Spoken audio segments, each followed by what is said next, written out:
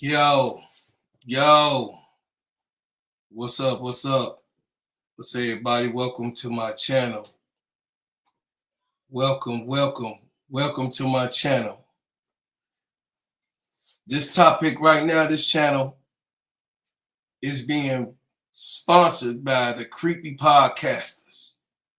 This channel is being sponsored by the Creepy Podcasters. You know what I mean? The Creepy Podcasters that make up things and just making up a podcast out of thin air. You know what I mean? The fanboys and the garbage, collectors and the trolls that keep up confusion, especially the fanboys. You know what I'm saying? So this podcast, you know what I mean, is also dedicated to the black women who put together, you know what I mean, themselves in all sports and all arenas, you know what I mean, what they've done for America in total. This is dedicated to you.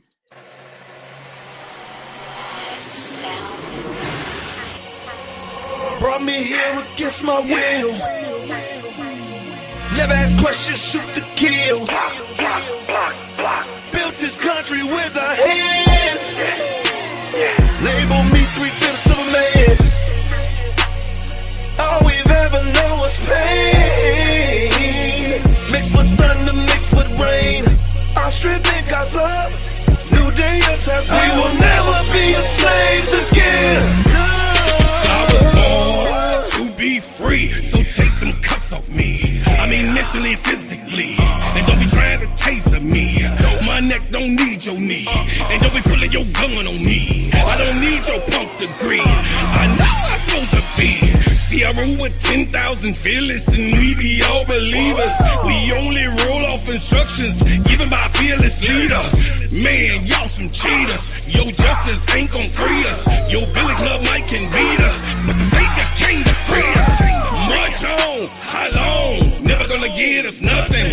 Preach on, how long? My people out here suffering. We better be doing some adjusting. Politics is out here hustling. Gotta keep changing this thing. All my people just didn't die for nothing. We wanna be free. We just gotta be free. Freedom. We just gotta go free. We want freedom. We just gotta go free. Freedom. Man, we just want to be United we free, man. stand, divided we fall. Send a message to the black man, it's the final call. See, business is warfare, y'all, and it's gonna free us all. Time to bat a hood back, get that bread and buy some more. And when they leave the hood, what you gonna do? Are you gonna beg or plead or pull on through? Gotta spread that money with your crew. I'm spitting true game to you. Gotta get that sack, never look back, cause we're all came for you. We wanna be free. We just gotta We go want to free. be free. We gotta be free. Just gotta go free. We want to be free. We gotta be free, y'all. You know what I mean? All of this scrutiny that's going on in America from Caitlin Clark, a girl that plays basketball. A girl that plays basketball. All of this scrutiny. I mean, if I ain't know no better, we still in the days of Rocky Marciano, you know what I mean? He was that great white hope at the time in boxing. But, you know what I mean, he couldn't prevail. Could not prevail. You got what I'm saying? We had all the greats that's, giving testimony to any sports category in the world. You will see the black man and the black woman there in every category as top, not just playing the sport, not being a part of the sport, but actually dominating in the sport. And it's like people have problems of giving up kudos, giving up, giving up the props to people who excel in their craft. No matter if you black or you white, it doesn't matter. If you the best, you the damn best. And it seems like this country in particular is so caught up in the white prevailing over the black demagogue. What? No, nobody has a problem but you having a problem. There's nobody having a problem but you having a problem. Mainly because of the way they skin color look like. Mainly. And that's a sickness. You know what I mean? I'm here to talk about and expose all of these podcasters, you know what I'm saying, that's going on making up narratives. You know what I mean? You got John the Liquidator. I said your name. He trying to tiptoe around. Oh, she didn't really mean what she said. John the Liquidator. She said what she said. She meant what she said. She a grown-ass woman, and she meant what she said. Fanboy. Talking about, she ain't really, she been put in this space. No, man. You ain't got to make no excuse for Caitlyn Clark because she don't need to be an excuse made for her. She know how to speak up for her damn self. You got what I'm saying? She can say what she know to be true in her heart. And what it is that you fan guys, fan boys and girls like Megyn Kelly hide behind a woman who just wants to play ball, and you bringing up your racist issues, your underlining tones, your disrespectful because you're disgusted that we are the leader when it comes to any type of entertainment. Oh, gosh darn it. Why she had to say that? Gosh, dog, Julie. Why, Caitlyn?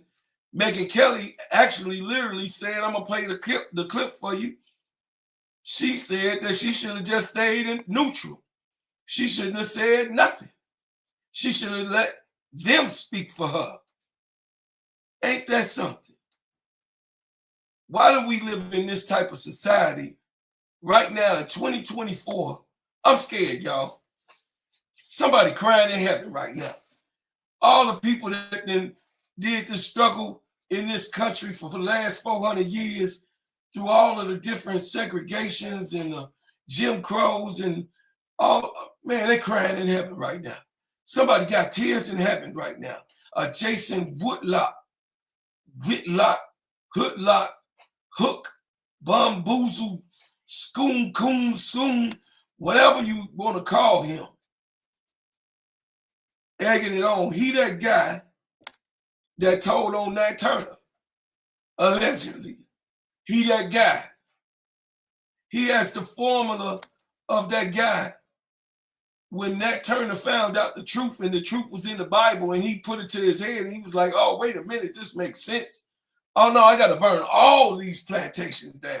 He the one that said, you shouldn't have been burning down the master's house like that. He didn't deserve that. You know what I mean? Jason Whitlock, shut your damn mouth. You ain't getting no respect, no love. John the Liquidator, shut your damn mouth. Stop running up behind, you know what I mean, Caitlyn Clark, you know what I mean, fanboy, trying to twist that girl's words around. She know what she feels. She know what she says. She look up to Maya Moore. Ain't nothing wrong with that.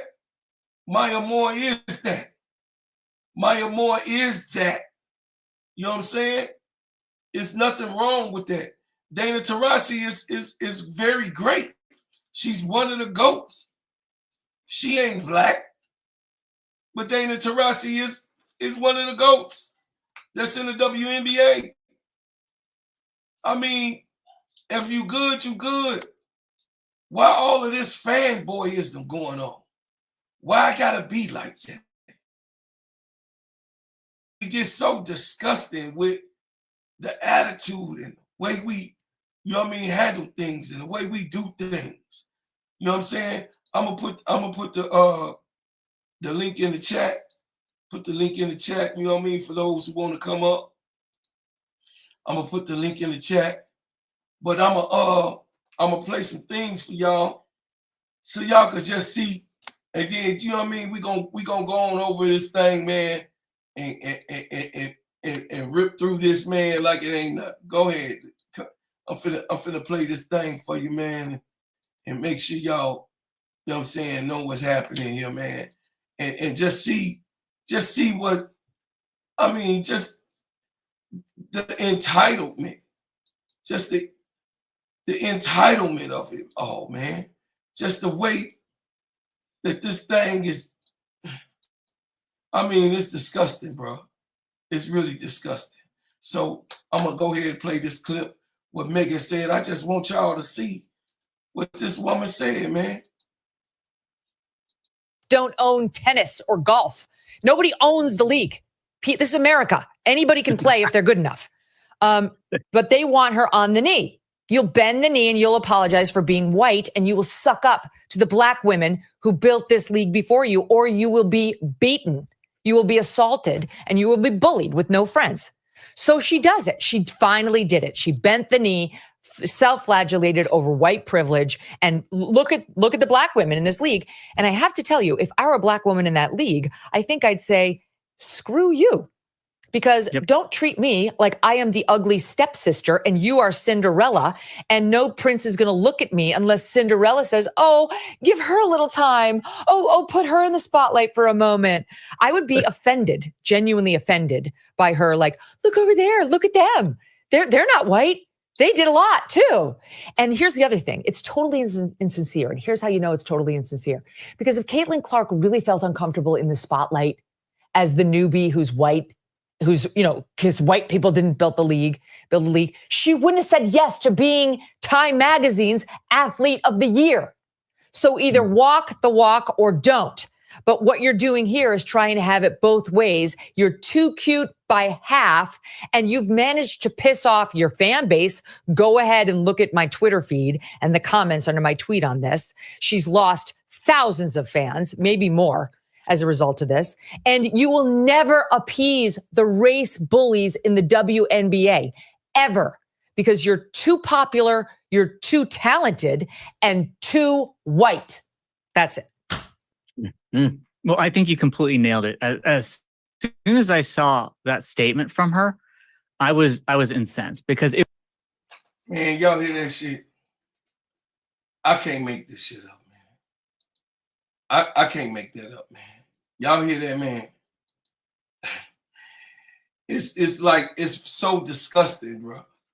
It's like so disgusting, and it's disingenuous to talk about, oh, if I was a black woman, I'll tell her I don't need your what?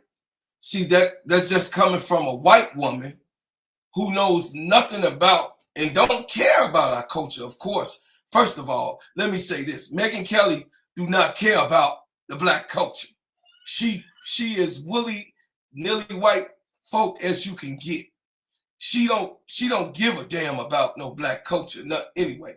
But for her to try to put herself in a second self as if she was a black woman and tell her, oh, if I was a black woman, I'd tell Caitlin Clark, you don't need to say that about me. No, you talking about a female race of people who were raped, man. Our women was raped in this country, man. The slave master forced himself and put babies in our women, man. In the black woman here in this country, man. She was beaten in this country. She has been a second, third, fourth, fifth class citizen all of her life. Are you kidding me? You don't know what a black woman feels. And this is why I advocate for the black women on this channel in particular. This is a safe place for my sisters. Sisters, one thing I want to tell you is that I love you and I appreciate you and I thank you I appreciate you for being my mother. I appreciate for you being my auntie. I appreciate for you being my sisters. I appreciate y'all for being my cousins. I appreciate y'all for being my friends. I appreciate you for being my wife. I appreciate you guys for being my daughters. I appreciate it. I thank y'all.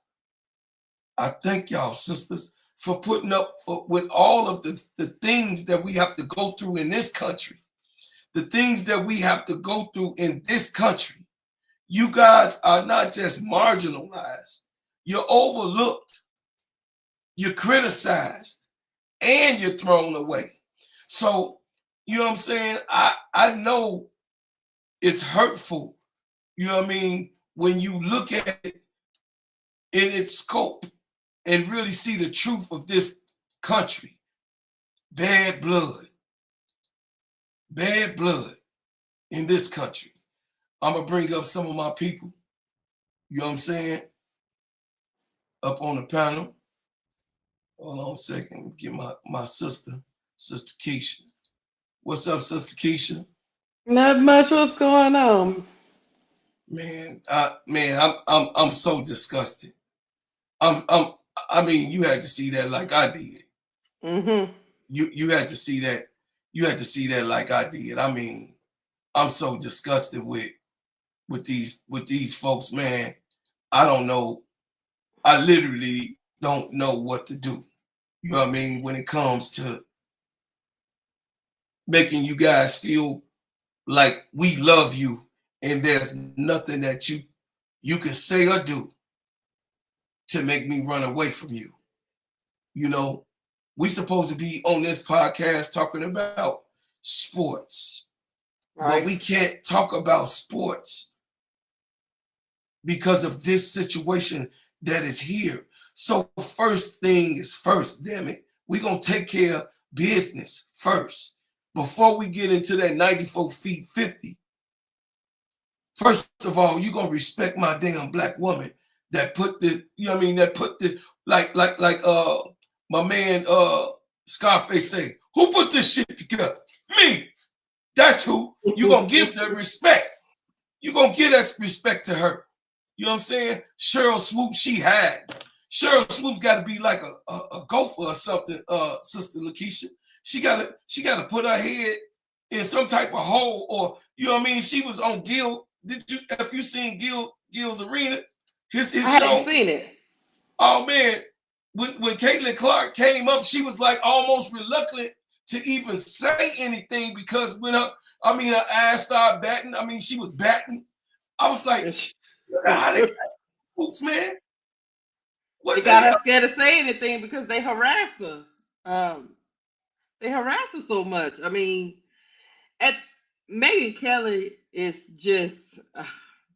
I got so many terminologies, but I won't use it against her. But I would say she was basically up there saying that black women is out here bullying Caitlyn to make her believe like we believe. Basically, is what she was saying.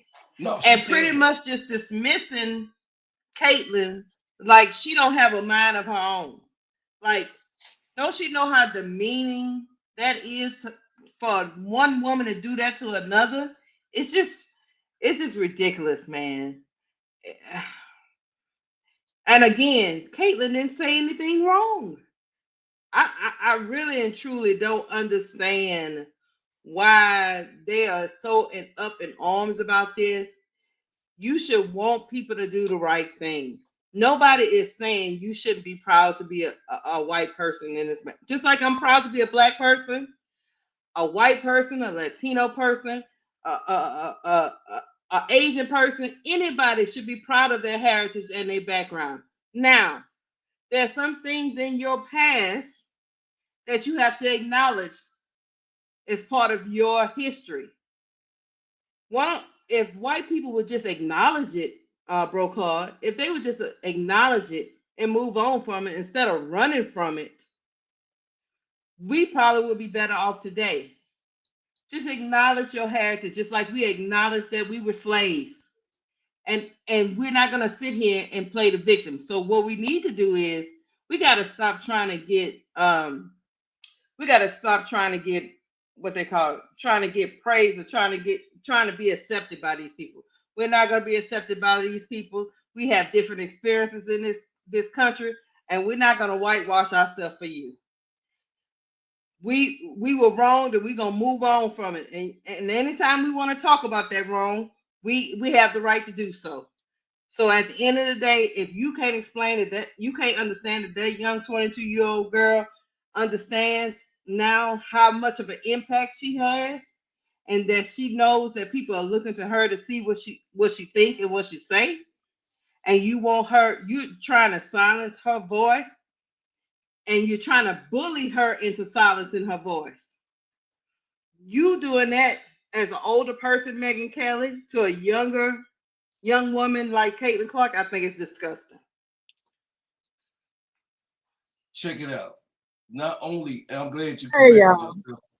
Hey, Hey. Sister Noble. Hey, Hey, I Sister wanted Noble. to. Hey, I y'all, wanted to. I'm at work, so I can't talk for too long because I'm at work. But Okay, I go just, ahead, Sister you know, Noble. the only reason why I didn't come up on Simply Ball Dropping because I'm at work and I couldn't come up earlier. That's the only reason. So I apologize. Peace out. I do apologize. Listen, I'm so damn disgusted by everything I see going on. Hold on.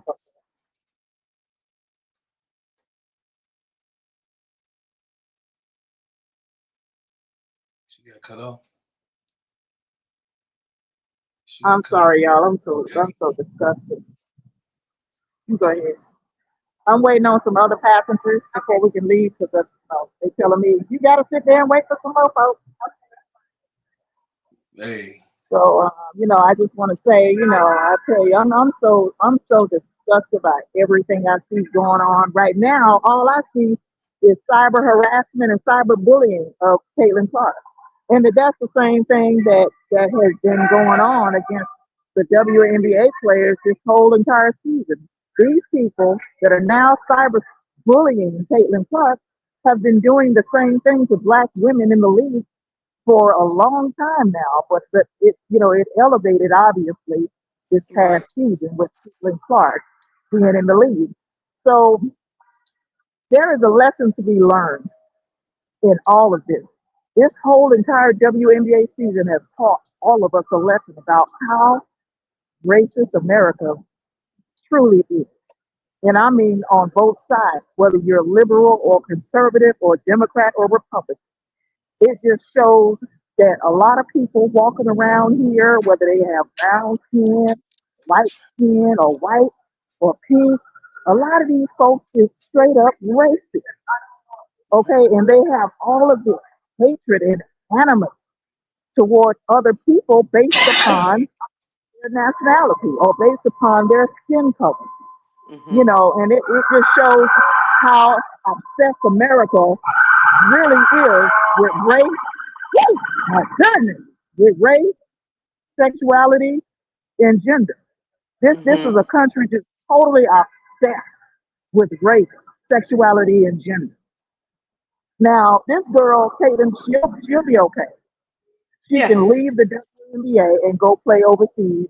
She can go into golf and make her money. She can, buy a sports team, a soccer team, whatever. She'll be okay financially.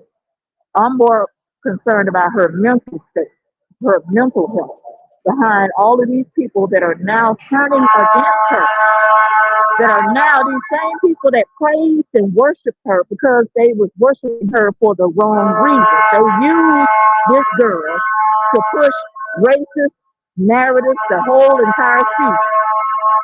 Because this girl is no longer, my goodness, shut up with all that noise. Because this girl is no longer willing to go along with that bullshit. And I'm just really upset right now. I really am. I'm really upset, y'all.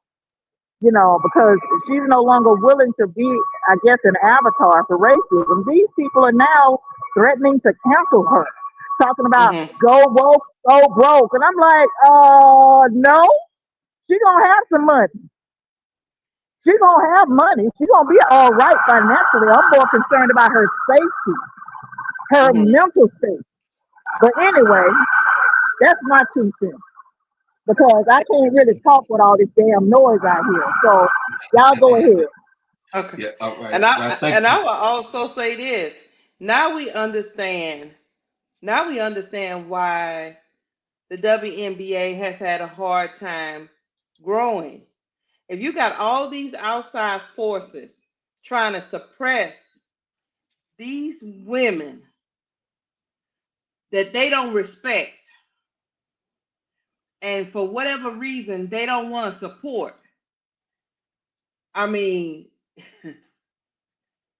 I just, because they don't like their lifestyle or like the way they look or like what they represent, it just, I don't know what to say, because if you're a true basketball fan, you would have read that article and went on about your business, Brokaw. Oh yeah, You wouldn't be acting this crazy. oh yeah. Who? Mo3, what up, Mo3? What's going on, man? Chilling. All right, all Hey, right. Mo3. What's So, good? the podcast is definitely about all of these fanboys and these haters of black women, period, that has built up the sport of basketball that we talking about, the game that we love, the game that we, you know what I mean, came here to twerk for Angel Reese. We're talking about what's out here now in the highways and byways just by Caitlin Clark winning a Time Award, Time Magazine Award, and also stating her truth. All of this black backlash that has came down. What comes up, my father say, the shit rolls downhill, right? Whatever on the top of the mountain, always gonna come down to the bottom. So it's the people at the top, sister Lakeisha, where the shit is being spewed at. So the people that's us at the bottom, that's really at the grassroots of it, that's really here to watch the game, to love the game, to be a part of the game. This here is like the biggest thing that we can ever do is to be profound in entertainment, right? In this country. We're not smiled upon, we're not glorified with in any other craft, not science, not industrial, not in any other field but entertainment. I mean, across the board. So they're finding a way to move the totem pole or the goalposts or to rewrite history as if what we seeing is not what we seeing and we're tripping. But it's also, Sister Keisha, this is what messes me up. I'm finna show you something in about 2 seconds. What messes me up is that we got this man who's a black man. Oh yeah, show me saying the this. things that he's saying. So I'm finna bring this up so everybody can see this. This is Jason Whitlock, a reporter. He used to be an analyst for ESPN and different other networks. He got fired. They kicked him out. He was a writer for several different newspapers, which he got fired. And he had to go to the bottom and create his own podcast. So this is what he got to say. Announcement for Athlete of the Year, like tremendous, incredible positive feedback. That's what we've seen across the board. There's always going to be some negativity. And I feel like you have had to answer more questions than anybody about the intersectionality of race and gender and sexuality in sport, because of just who you are and you represent the growth of this thing. And even earlier today, Megyn Kelly, she was saying that you were apologizing for your white privilege and the fact that you wanted to uplift Black female athletes and make sure that they were getting the shine, kind of like your pioneers were getting the shine that they deserved. And I just want to know how you feel or how you respond to those criticisms when you have to deal with something that it's really not your problem. Like, I feel like it's them looking in a mirror a little bit, Yeah. but it still comes down on your shoulders. I feel like I always have had really good perspective on everything that's kind of happened in my life, whether that's been good, whether that's been bad. And then obviously coming to the WNBA, like I've said, I feel like I've earned every single thing that's happened to me over the course of my career. But also, I grew up a fan of this league from a very young age. Like, my favorite player was Maya Moore. Like, I know what this league was about. And like I said, like, it's only been around 25 plus years. So I know there's been so many amazing Black women that have been in this league, and continuing to uplift them, I think, is very important. And that's something I'm very aware of. And like I said, like, I try to just be real and authentic and, you know, share my truth. And I think that's very easy for me. Like, I'm very comfortable in my own skin. And that's kind of been how it is my entire life. Yes. And you'll never be able to make everyone happy. And someone that knows that at the age of 22, like, let's go. Listen to this. Share her truth. So Oh God, she's that's getting the interviewed one. by Maria Taylor, who's the host. Anyway, Steve, what's your truth on this? Oh my God, I didn't hear this. Anytime anyone says my truth, that means you have to live out a lie. Wow, they really got her. But Jason, I'm not emotional. You know the way I feel about this. But for really you, got her. this had to be worse than when the Fat Boys broke up. And watching you guys take down the Caitlyn Clark trading card or that big poster on your wall, it was kind of like when Joe Paterno's statue got taken down at Penn State. I was like, wow, but Jason, this was more predictable than Joe Biden pardoning Hunter. You knew it was coming. Like, you just knew it because, look, the reality is Caitlyn Clark is great, does not make her gutty. That she is talented, but she is not tough. And you knew she had to bend the knee. But I wrote a tweet yesterday, and I'm gonna leave it right there. This is an Asian man. Hey, hold I'm on. bending the knee. Oh, go Hey, ahead. hold up Asian real man. quick. Before you start, hold up real quick. What's this recording stuff?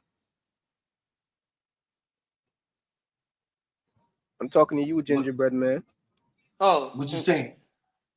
It keep telling me it's recording me and uploading recordings and shit.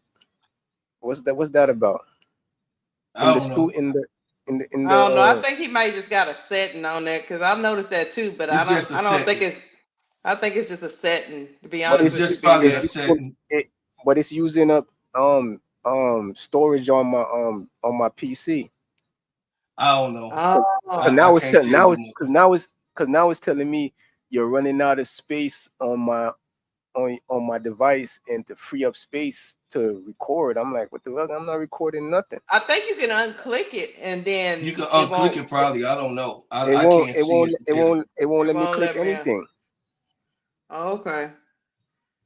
Is it really putting something on your computer though? That's what it's saying it's doing. Because mine ain't saying that. So, I saw it, but I didn't see it. So we recording out of StreamYard Mode 3. So maybe if you could go out and come back on, I'm doing the same. I did that already. The first time it didn't say that. It just said it was doing recording. Then when I left and I came back and I let it sit for a while, now another message came up and said it says it in the chat. Usually it has the private chat and the comments, and then that's it. But next to it now is a third column that says recording. It's on the right side of comments. And when I click on Oh, okay. Oh, I know what I'm saying. What that is. It's saying that you could I think Brocard might have it on a setting to record it. But they saying this thing, when you click on it, say you can upload the recording to your computer, but I'm not gonna do that. Right. Yeah, you can upload it to your computer, Mo3, but you don't have to do it. That's why Like then it's gonna say after the show. Option over there, it says no, but I'm just saying it's automatically doing it. It's saying uploading recordings. That's what I'm saying. It's already doing it. Control over your right. And it's automatically doing it so it was doing it. I couldn't stop it, so I left and I came back, and now it's just doing it again. First, it wasn't doing it. It just said I could do it, but then I just let it sit there, and now it's just doing it by itself again. Click off and click back on. Click off and click back on to see what that is, Mo. I don't know what that. Yeah, I we don't see know what it. that is. I don't know how you change it. Yeah, I don't know. KSAP could probably KSAP, if you know what that is, put in, you know what I mean, come up or Put whatever. it in the chat. Yeah, put it in the chat or come up to tell Mo3 on how to get that off, because KSAP probably would know. The host has enabled local recordings. All right, got it. Yeah. Yeah. Okay. Oh, you back, Mo3? Okay. Yeah. Oh, you got it? Okay. Okay. You good I'll just now? delete. I'll just delete it. But Yeah, just delete it. Yeah. That's all. Oh Yeah. wait, somebody just put something in the comments. What's that? No, that's the other comments. Okay. Yeah, Oh, because it said that's what I reboot. was gonna do, Mo3. I was just gonna, if it did put it on my computer, I was just gonna delete it because I know Bro Claude already has it recording for his show. Right, You it's know? already recording already. So I don't need nobody unless you just wanted it for yourself. Yeah, With I don't me. know why it's But Yeah, automatically man. doing that. I didn't mean to cut you off and do the thing. It No, was but just go ahead. like, I'm it's sorry. okay. That's okay. But I wanted your thoughts. That was an Asian guy that was speaking on our culture. And then, mind you, he mentioned the Fat Boys, right? One of our icons. Did you see how he slid that in? I'm gonna be real with you. Like, I've been, yeah, although I haven't really been saying much in the comments and I haven't really been on the shows, I have been watching. You know what I'm saying? I've been watching pretty much everyone, and I kind of feel slightly different than everybody else feel, because although Megan Kelly was saying a whole bunch of hogwash, she did make one really good point That usually is one good that one. I've been saying from the beginning. And the point is, it doesn't seem genuine to me, because action speaks louder than words, and what she's saying is not what she's doing. Because just Okay. like Megan Kelly said, if she really felt that way, why did she accept that award? She knows she didn't deserve that award. Why did she accept it? And then this is basically her acceptance speech. The interview is basically her acceptance speech, and this is what she's saying. Oh, thank you for giving me this white privilege, but I shouldn't have the white privilege. So you shouldn't have accepted the right privilege then, because she did not deserve that. What did she do to deserve Athlete of the Year? She got it over. Forget about Aja Wilson, but she got it over Simone Biles. Simone Biles. She set all types of record in the Olympics this year. This is an Olympic year that that's the first person come to your ripped head. up the Olympic records books to the point that she had these Russian coaches losing their minds, talking about some, oh man, America only winning because they had her. If we had her, we'd be winning medals too. Right. Like, come Ain't that on, man. something? How did Caitlin Clark? She's a perennial loser. Since when do you get Athlete of the Year for being a loser? This is ridiculous. This you know what this reminds me of? This reminds me of when she lost to Angel Reese at LSU, and they still wanted to invite her to the White House. This is what it reminds me of. This, you're rewarding a perennial loser, and this doesn't seem genuine to me, because if she really felt that, she might have, what she was saying was probably true, because she is a Maya Moore fan and all that stuff. But the white privilege part, I don't think that was genuine. I think she enjoys the white privilege and she would not give it up. And she proved she wouldn't give it up because she still accepted the award. So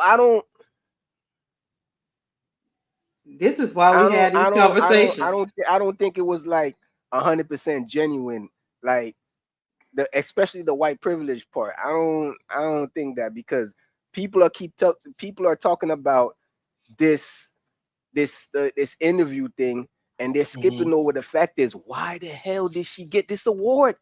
There's no way she should have got this award. She shouldn't have been in third. She shouldn't even have been in third place for this award. So how did she even win the award, period? Like, this With doesn't all even the make track any and sense. field This went doesn't make any on. sense to me at all. Athlete of the Year. Listen, Athlete of the Year, it's not just, if she was going to one like athlete woman, she wasn't even Athlete Woman of the Year. But you know How what, is she? Mo3? Oh my goodness, this is ridiculous. Let me tell you something, Mo3. I was on a panel. I can't remember who I was on the panel with, and I was given that same side you're giving right now. And another guy told me, explained to me the reason why he thinks she got the award was because at this moment in time, because it's the Time magazine, right? At this moment in time, they've caught lightning in a bottle. So it's not so much about her athletic abilities as it is about her moving women's sports during this time and making it more relevant. And then they brought it, what he thought was they brought in her college accolades along with her rookie of the year WNBA, and with her being a lightning rod for this new consciousness of everybody on women's sports. That's the reason why she got the award. What do you think? Well, I think that's still garbage because she didn't do enough to warrant that. What she did in college wasn't enough to warrant that.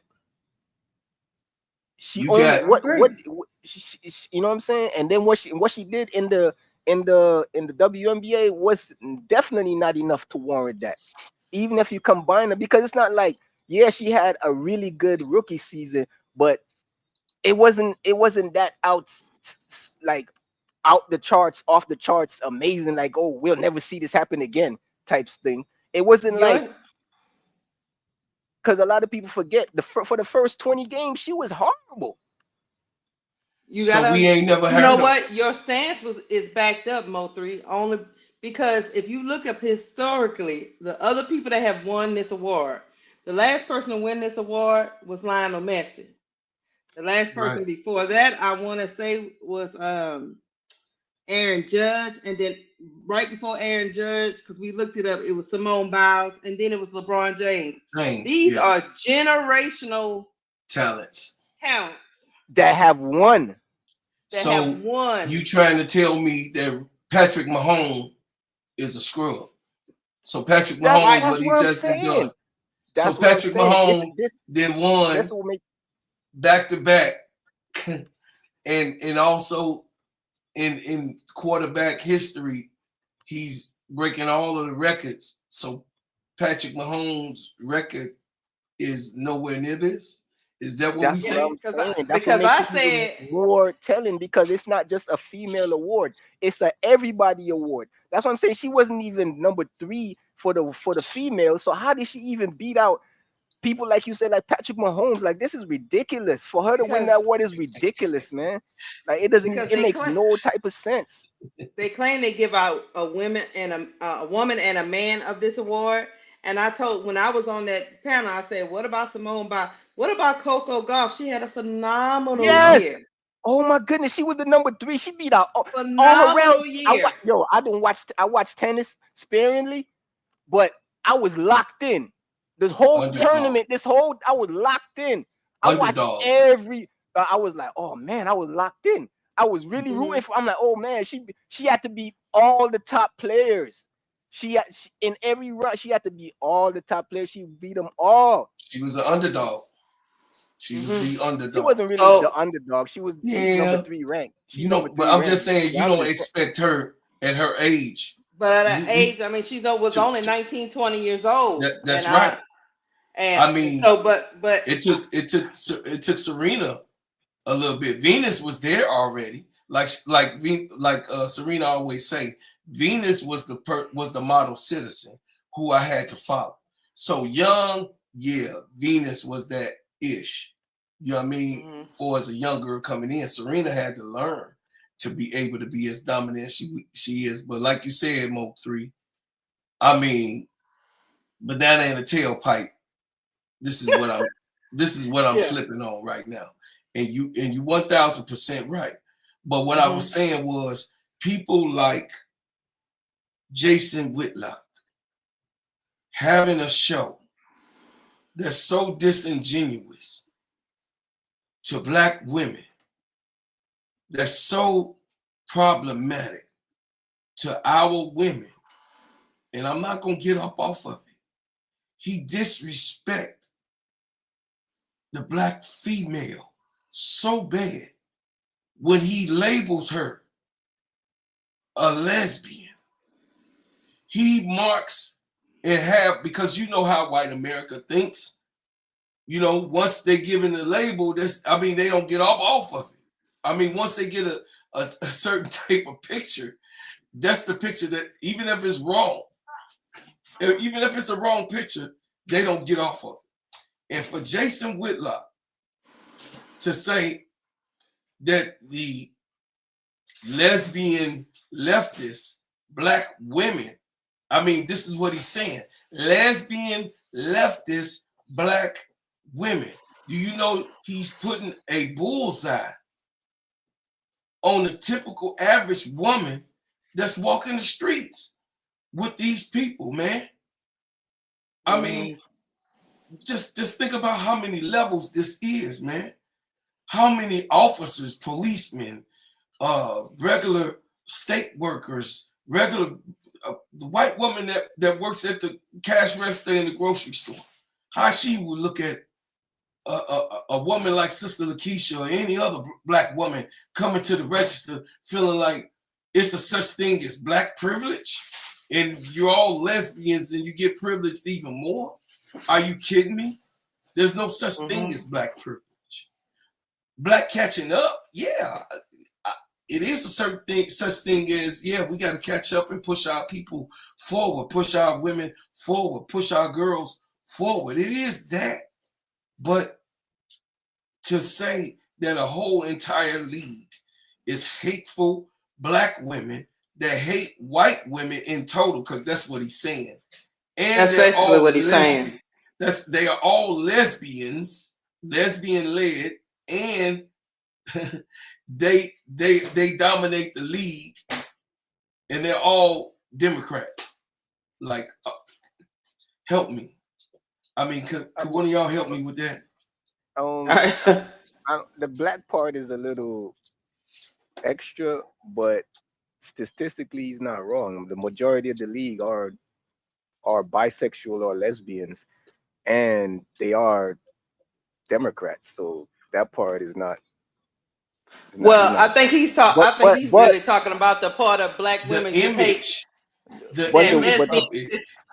Like lesbians hate straight people, straight women. Like that's not. Yeah, that's what I was saying. That part is like what he's using it for is disingenuous, because he's using it as like he's like basically twisting the facts. Yeah, it's true what he's saying, but the way he's using it is absolutely very disingenuous. He's using it as like a war tool, like, you know what I'm saying, like a way to like start a bonfire type thing, like the match to throw inside a bunch of leaves or something. Yeah, because would you just automatically assume, be will, like if you're straight, would you just automatically assume gay men hate? Mo3, I'm sorry. Would you just automatically assume because they're gay they hate you? No, that's the same. That's the same reason I have a problem with the word when people just call you a homophobic, because you like, you know what I'm saying, like, what the heck, what you mean? I just because, you know what I'm saying, like, I don't mean I hate you. I probably just don't like you as a person. I don't mean I don't like everybody that's gay. You know what I'm saying? I don't mean that. I just mean you probably just a shitty person. How about that? Right. You could be straight and shitty. Hell. Yeah. So you know what I'm saying. So I get what you're saying. I totally agree with it. Yeah, I think that is, but it's setting up warfare. You understand? I'm a military man, so I know what propaganda is, and I understand, and I believe you do too. As a sniper that you are, Mo3, you know what propaganda is. So when you're setting up propaganda is very dangerous in warfare, because it turns into a ball of fire. You understand? It breeds contempt. You know what I'm saying? Hatred, rivalry. You understand? And this is what I was saying, Sister Lakeisha, about the commissioner. She needs to get her stuff together, man. Get this together, because you are letting this shitball go too far. I mean, it's really, really bad. You're gonna be messing around and having brawls. I'm telling you, you're gonna start having brawls at games. Do you know what this has showed me, Brokon? The commissioner don't care about Caitlyn nor Angel. She don't care about none of it. She just gonna let it all just fester and make money off it. I said this in July, right? Do you remember in August, July? Yeah, I said this, right? And I was called a conspiracy. I was a conspiracy theorist, right? And what I'm saying, man, it ain't that I got the eye of the God or anything like that. It's what I see. I'm a military man, man. So when I see this type of stuff going on, I got to call it for the way I see it, because, man, God forbid, man, I'm taking my daughters out to go see a game, and then we got people outside with signs talking about leftists and lesbian, LGBT, get rid of them, and you know what I mean? Because Donald Trump, the other side, is in office. So the picketing will go in another way. I have to worry about my children coming out of a stadium and it's, you know what I mean, tomatoes being thrown at people who like leftists and lesbian action and black women. I mean, this right here, y'all don't understand how serious, I mean, y'all do, but I'm talking about to the listeners. Y'all don't understand how serious this is. This is very serious, and they setting it up for an ultimate war. Well, they want to promote the next season. That Kathy Engelberg, I think that's her name. She wants to make money off of this. She's flirting with fire, and only she can come up. You in the chat. If you want to come up, it's in the chat. Yeah, only she. I just hate that. To go back to what this gentleman was just saying. Mo3. I was just saying, Mo3. My thing is, I said this on the other panel. You know, a lot of stuff has happened in these last 2 years, from the time that the national championship in 2023 was played up until now.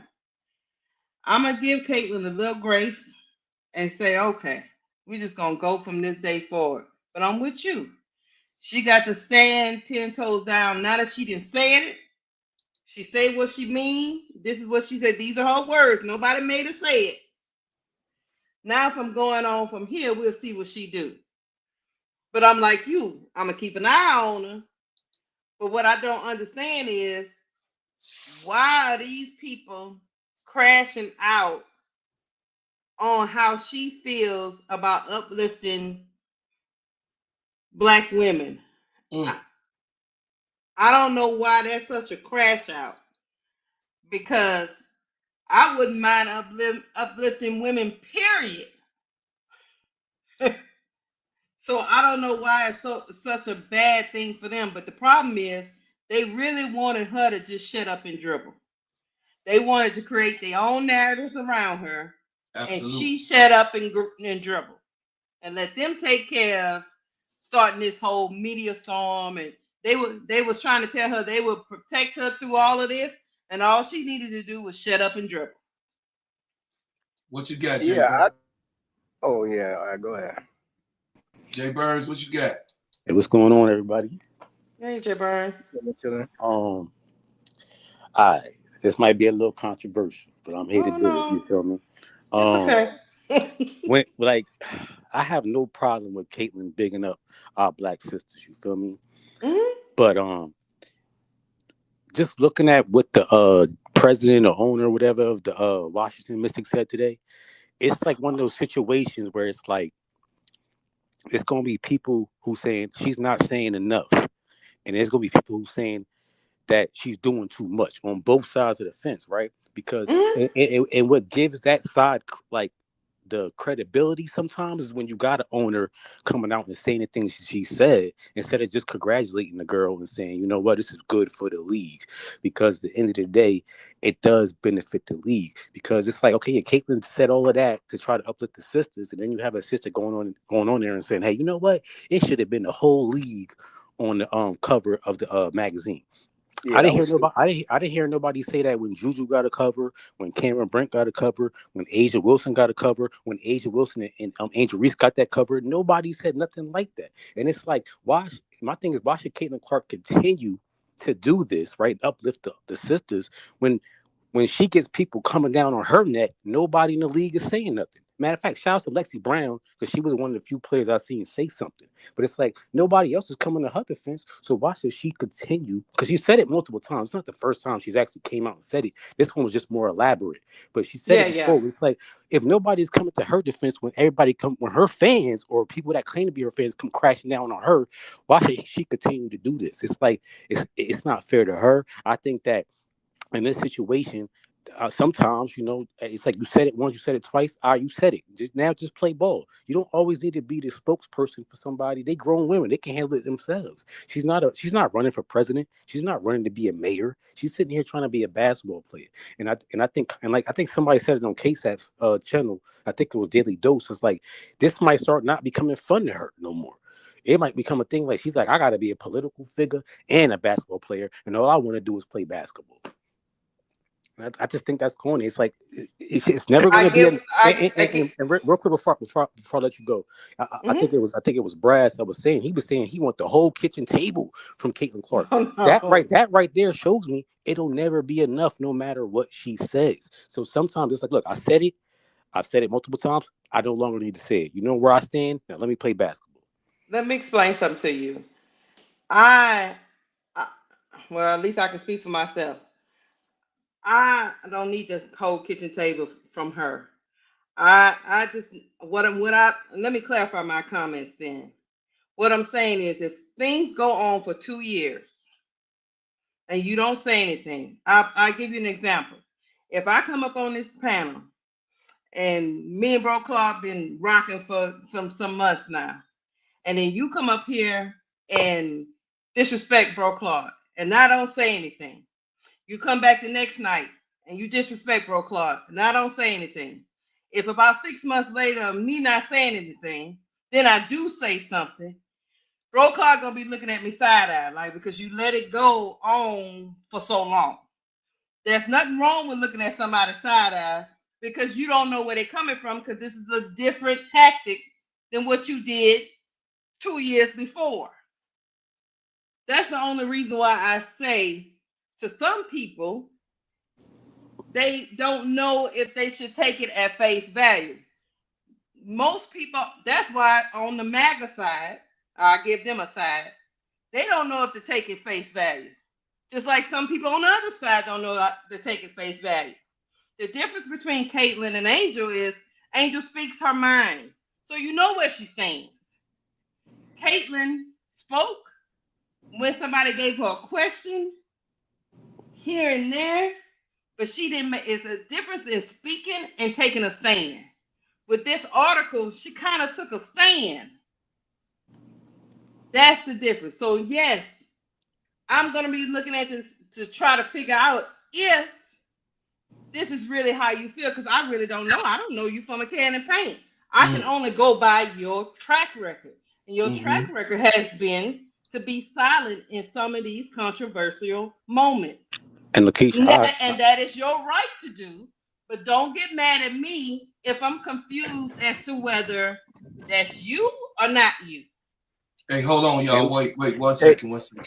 We got 43 people in the stream. Hit that like button and subscribe if you're not subscribed. Help us build this channel, y'all, because I want to cover things that you really, really want to cover. And I also gonna put my email in there so that you can hit me up on the email on topics that I need to bring up on the show, because this is your show. I want to be the people's champ, and I also want to be the people's favor. So whatever you guys think that I should put up on the show, definitely I want to have it on the show so that we can discuss those topics, not just something that just happened in interactions of events of today, but things that you think that we could be responsible for sharing on this podcast. And also, this is a extension of Simply Ball Dropping podcast with my main man K-Sap.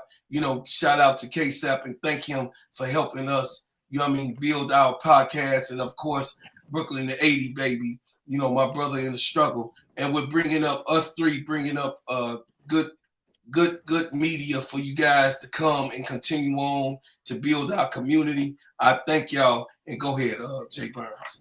Now, and I was going to say, Lakeisha, and I agree with everything you said. You know what I'm saying? I'm not disagreeing with what you said. Matter of fact, I came in here late, so I caught like the end of everything that was, being said. But what I would say is this, though. Everybody's not the same. Like Angel seems comfortable being in the camera and being in the spotlight.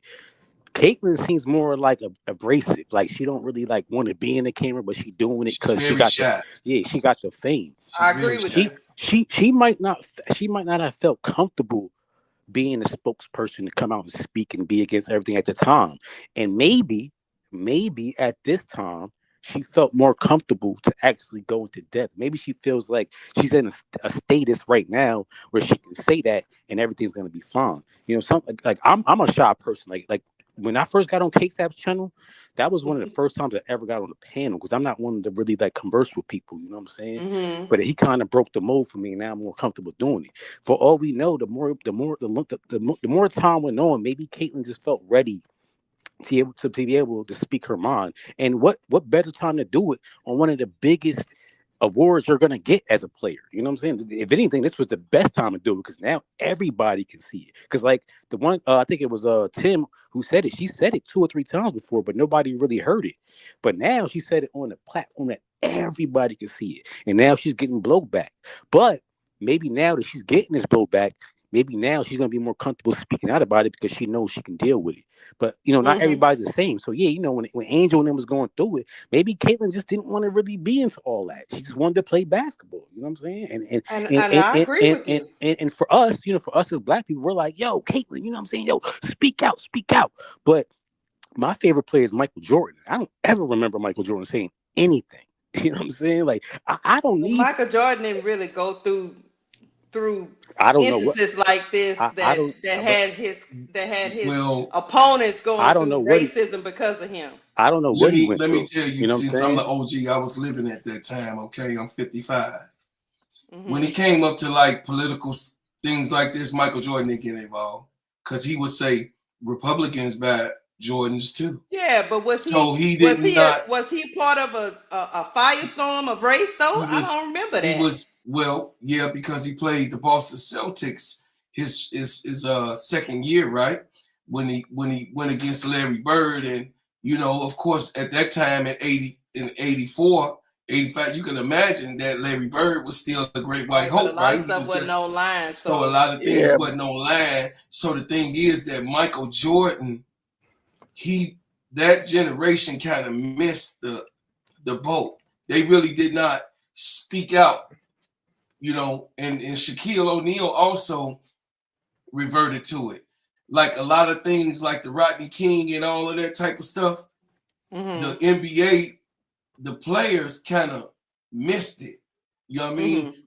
This generation, like Jay Burn, 03, their generation is more outgoing and telling it like it is and putting it on, you know what I mean?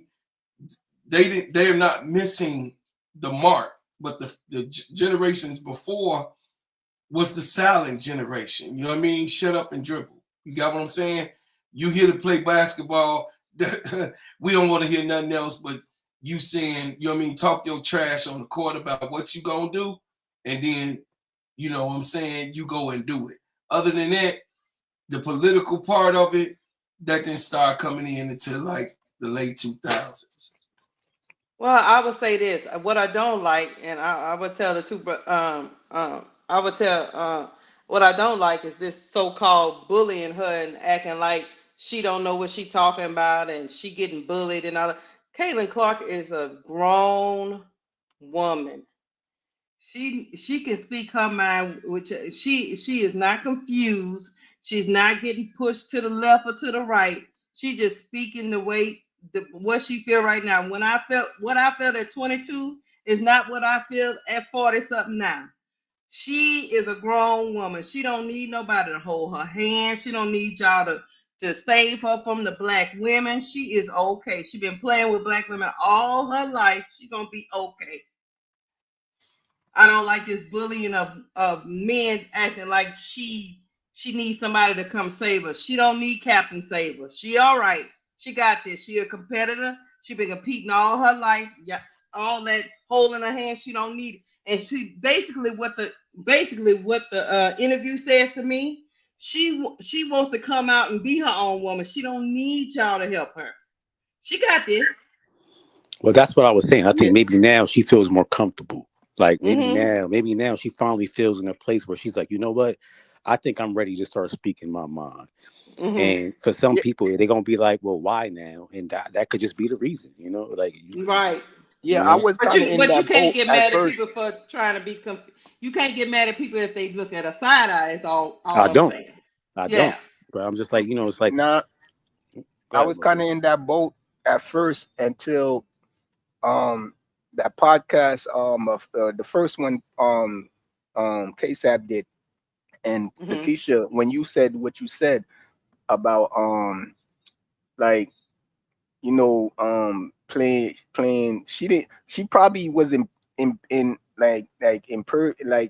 oblivious to what was going on after the LSU thing. She probably saw like, yeah, the little thing that went down, but after like a month or so, she probably thought that it was over with or whatever. Because, you know, it's like they say, privilege is blind. She don't see it. She thought it was gonna go away. To people that have it. You know what I'm saying? So she probably thought that, oh, this went viral, it's a little quick thing and it's over with now. And she went about her life. You know what I'm saying? Because that her life doesn't include that. Now when the season started, remember she went all the way from the whole year playing basketball. From the start of the college year all the way to the WNBA and all the way to the playoffs. So I get it. She probably didn't want it to interfere with her, you know what I'm saying, any outside distraction and all the extra stuff. And now that the thing is over with, now she could say something. So from that point, I said, all right, you know what? All right, I could give her the thing. Now I don't have a problem with what she said, you know what I'm saying, at all. I think, yeah, she, you know what I'm saying, like what she's saying it sounds good. The problem I have with it is her actions don't match what she's saying. Like, she accepted the award that she doesn't deserve. That's straight up white privilege right there. And then her acceptance speech is denouncing white privilege. This just make no sense. It's like, wait, hold on, Mo. You don't think she deserved that award? No, absolutely. How was she athlete of the year? Because look at her name throughout the year. So Patrick Mahomes didn't exist. Patrick Mahomes never got. What are you talking about? Patrick Mahomes, yeah. Back-to-back Super Bowl. What are you talking about? We're talking about name and clout this year. I would argue Caitlin Clark's name is. Listen, this ain't a popularity contest. It wasn't called the most popular. Wait, hold on, Mo3. Hold on a second, Mo3. Hold on. I know Mo3, you're going to agree with me. Football, the Super Bowl is the more biggest. Popular. Yeah. The Super Bowl, J-Ball, hold on. It's the biggest event in America. I just want you to have that in your mind. Not what you personally think.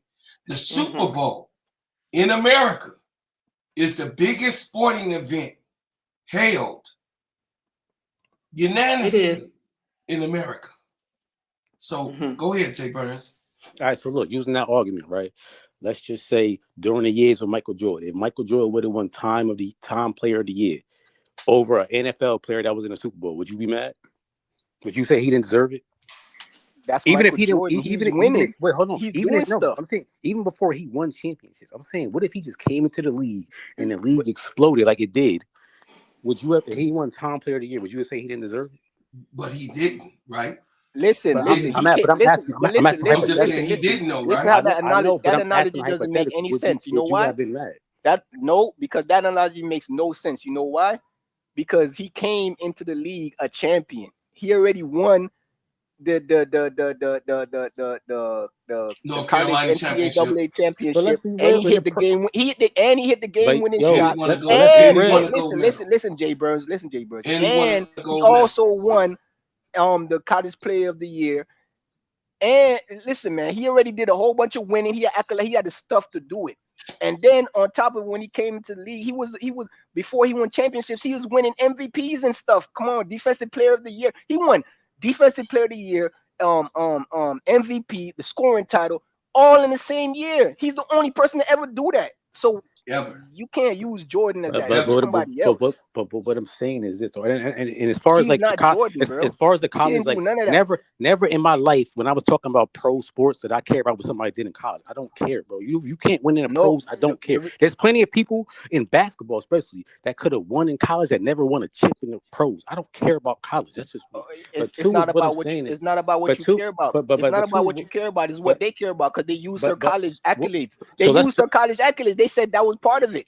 They said they combined her college stuff with her WNBA stuff. Because of what that's she why did. I brought up the Because college of what thing. I'm she using did. their criteria. Because of what she did for the game. That's why. That's important, bro. But that's not what the award is called. It's not called the most popular. Come on, man. That's ridiculous, man. Bro, like, come on. You know what I mean? Real, you know how many people? You know how many people win awards that shouldn't win awards? And we're like, well, how they win that? Because they're more popular.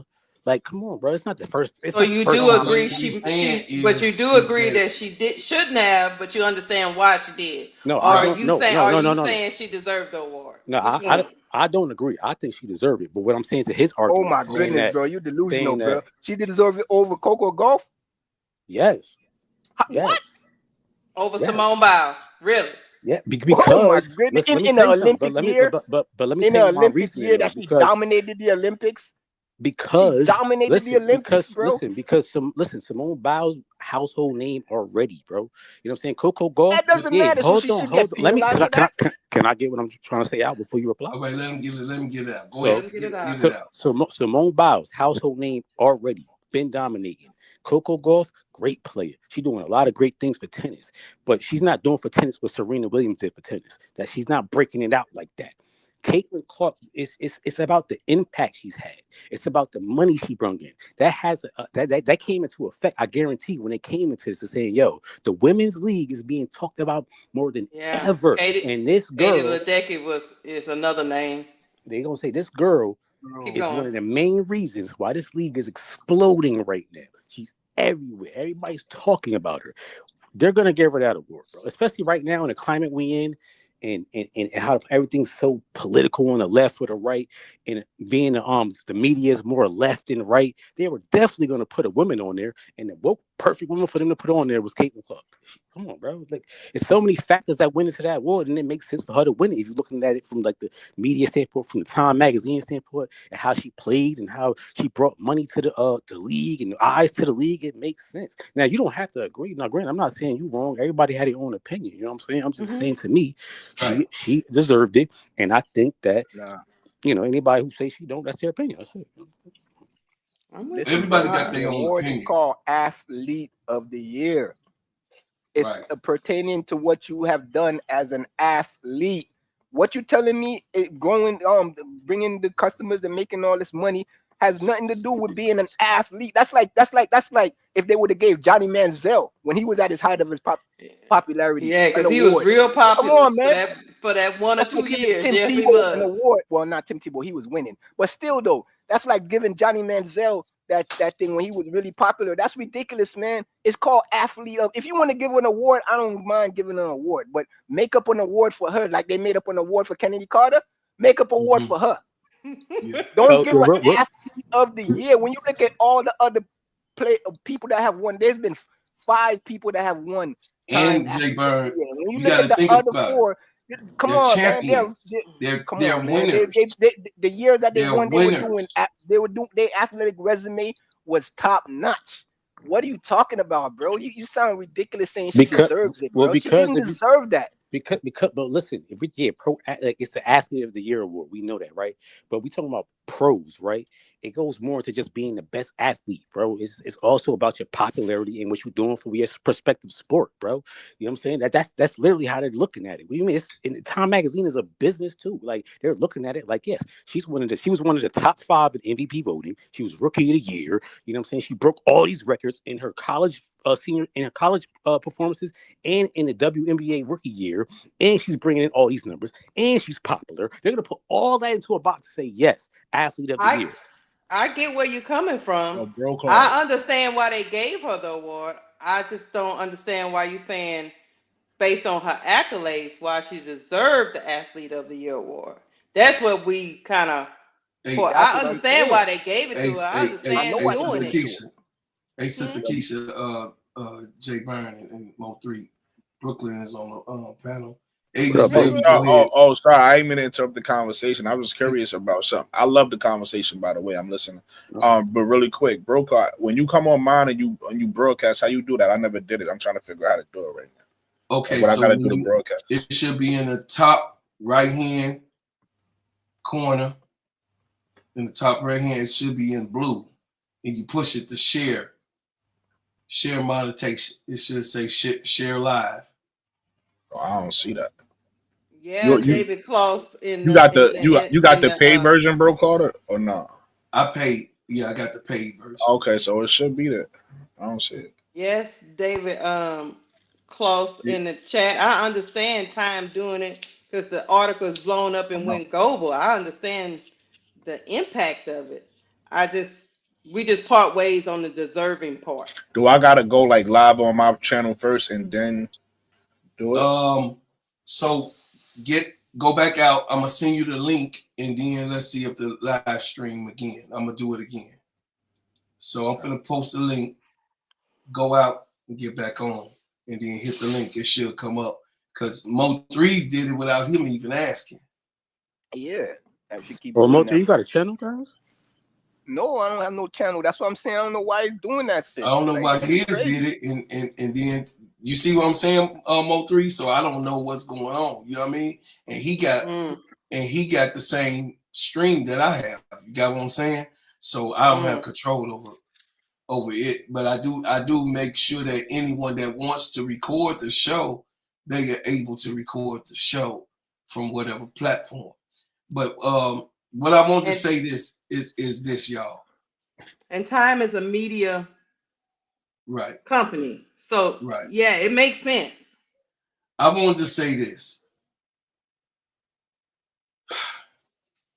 When you're a accomplished athlete, it feels so good, or an accomplished person. Let's just take the whole human thing of it, because I like taking the faces off things.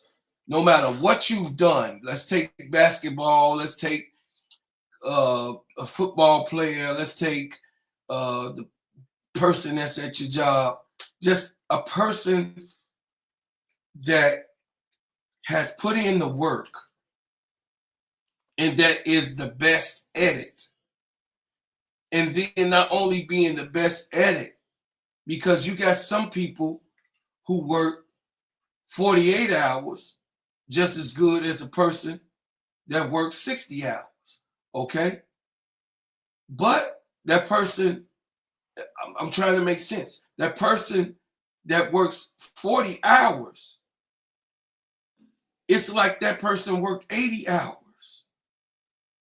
Do they not get acknowledged for their work? Sometimes they don't. Because a person is there for 60 hours and got minute things done, accomplishments done. Just because you were present, that don't mean that you deserve to get the accolades. This person that gave me 40 hours did an 80-hour job, and you did 60, and you just brought me 60 hours worth of work, and really minute. She was not the best. Listen, I'm going to say this and I'm going to leave it alone. She was not the best athlete of this year. She just was not. Was she a phenomenal pool this year? Yes, she was. Very phenomenal. Very, very phenomenal. But you're not gonna sit here and tell me she outdid Patrick Mahomes.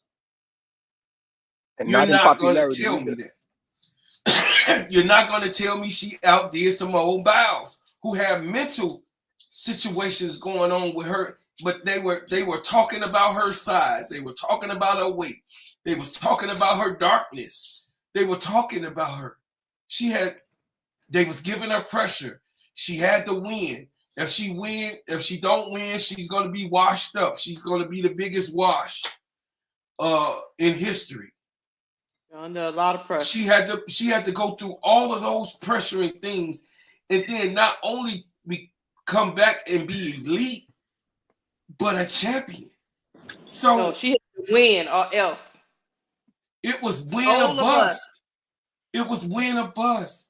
So Bro, what I'm saying is, bro, win, she overachieved. She had the most medals in the Olympics. So what I'm saying is, you bro, just made our point. She did not.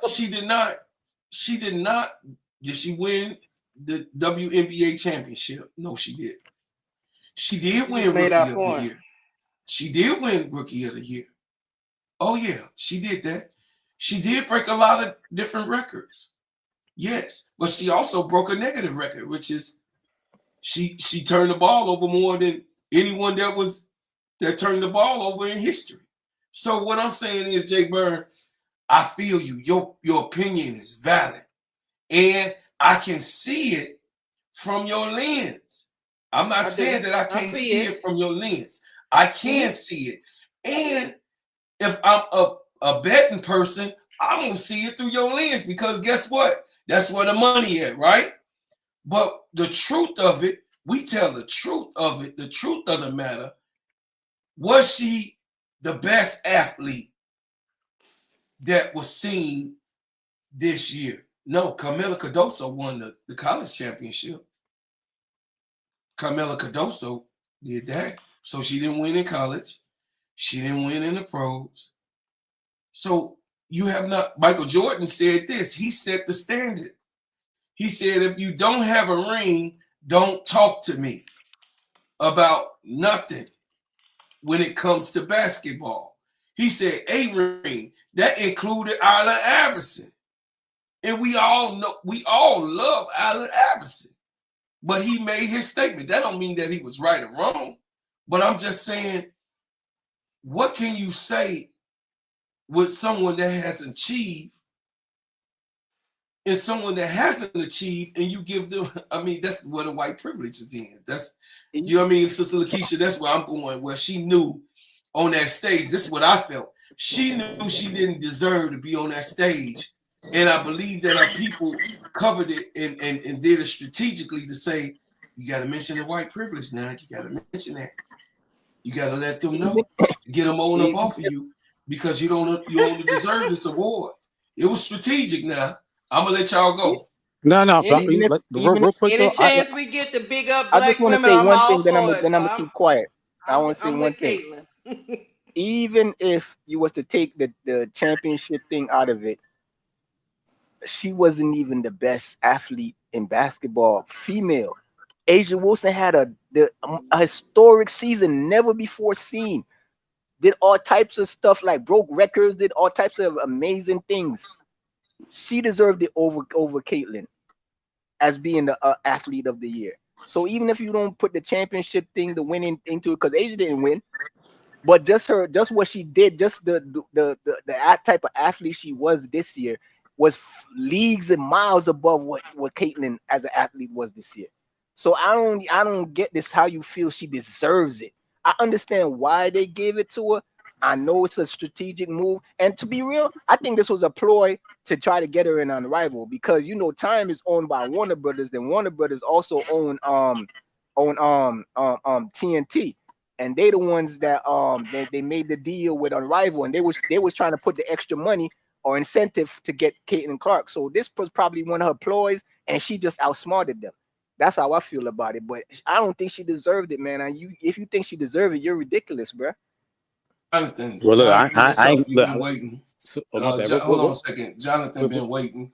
Go ahead, Jonathan. Real quick, though. Real quick, because I'm gonna be quiet after this. Oh, shh. Okay. My bad. I just seen a freaking drone over here. You know I'm in Jersey. Yo, but Now, real quick though. I'm not gonna say like anybody's take is ridiculous. I think you telling me my take is ridiculous is crazy. It's my opinion, but I'm just gonna say this, bro. I respect everybody's opinion. You know what I'm saying? I'm just here to have a conversation, but you know what I'm saying? If you feel like she deserves it, right. if you feel like she deserves it, cool. I feel like she deserves it. That's cool too, and I respect all your opinions. So I'm gonna say. No, we respect you, Joe Burns, because you've seen it from a different lens. Go ahead, Jonathan. Hey, I saw the thumbnail and I was like, "Oh, this is good."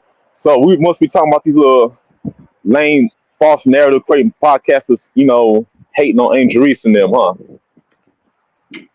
Basically, they are hating on Caitlyn Clark. They have turned on Caitlyn Clark. All of the ones that's in that thumbnail, those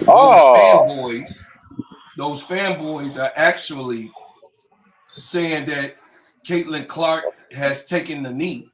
She has discussed her whiteness. She no longer is the beloved great white hope, and she missed the mark.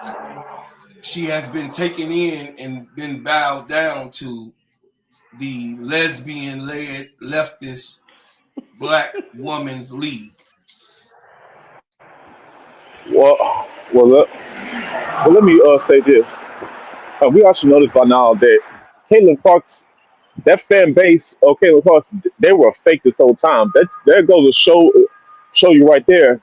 They never were down for Caitlin Clark. This whole thing to me, this whole thing was for the white woman to outshine out the black women of basketball. That was the whole thing.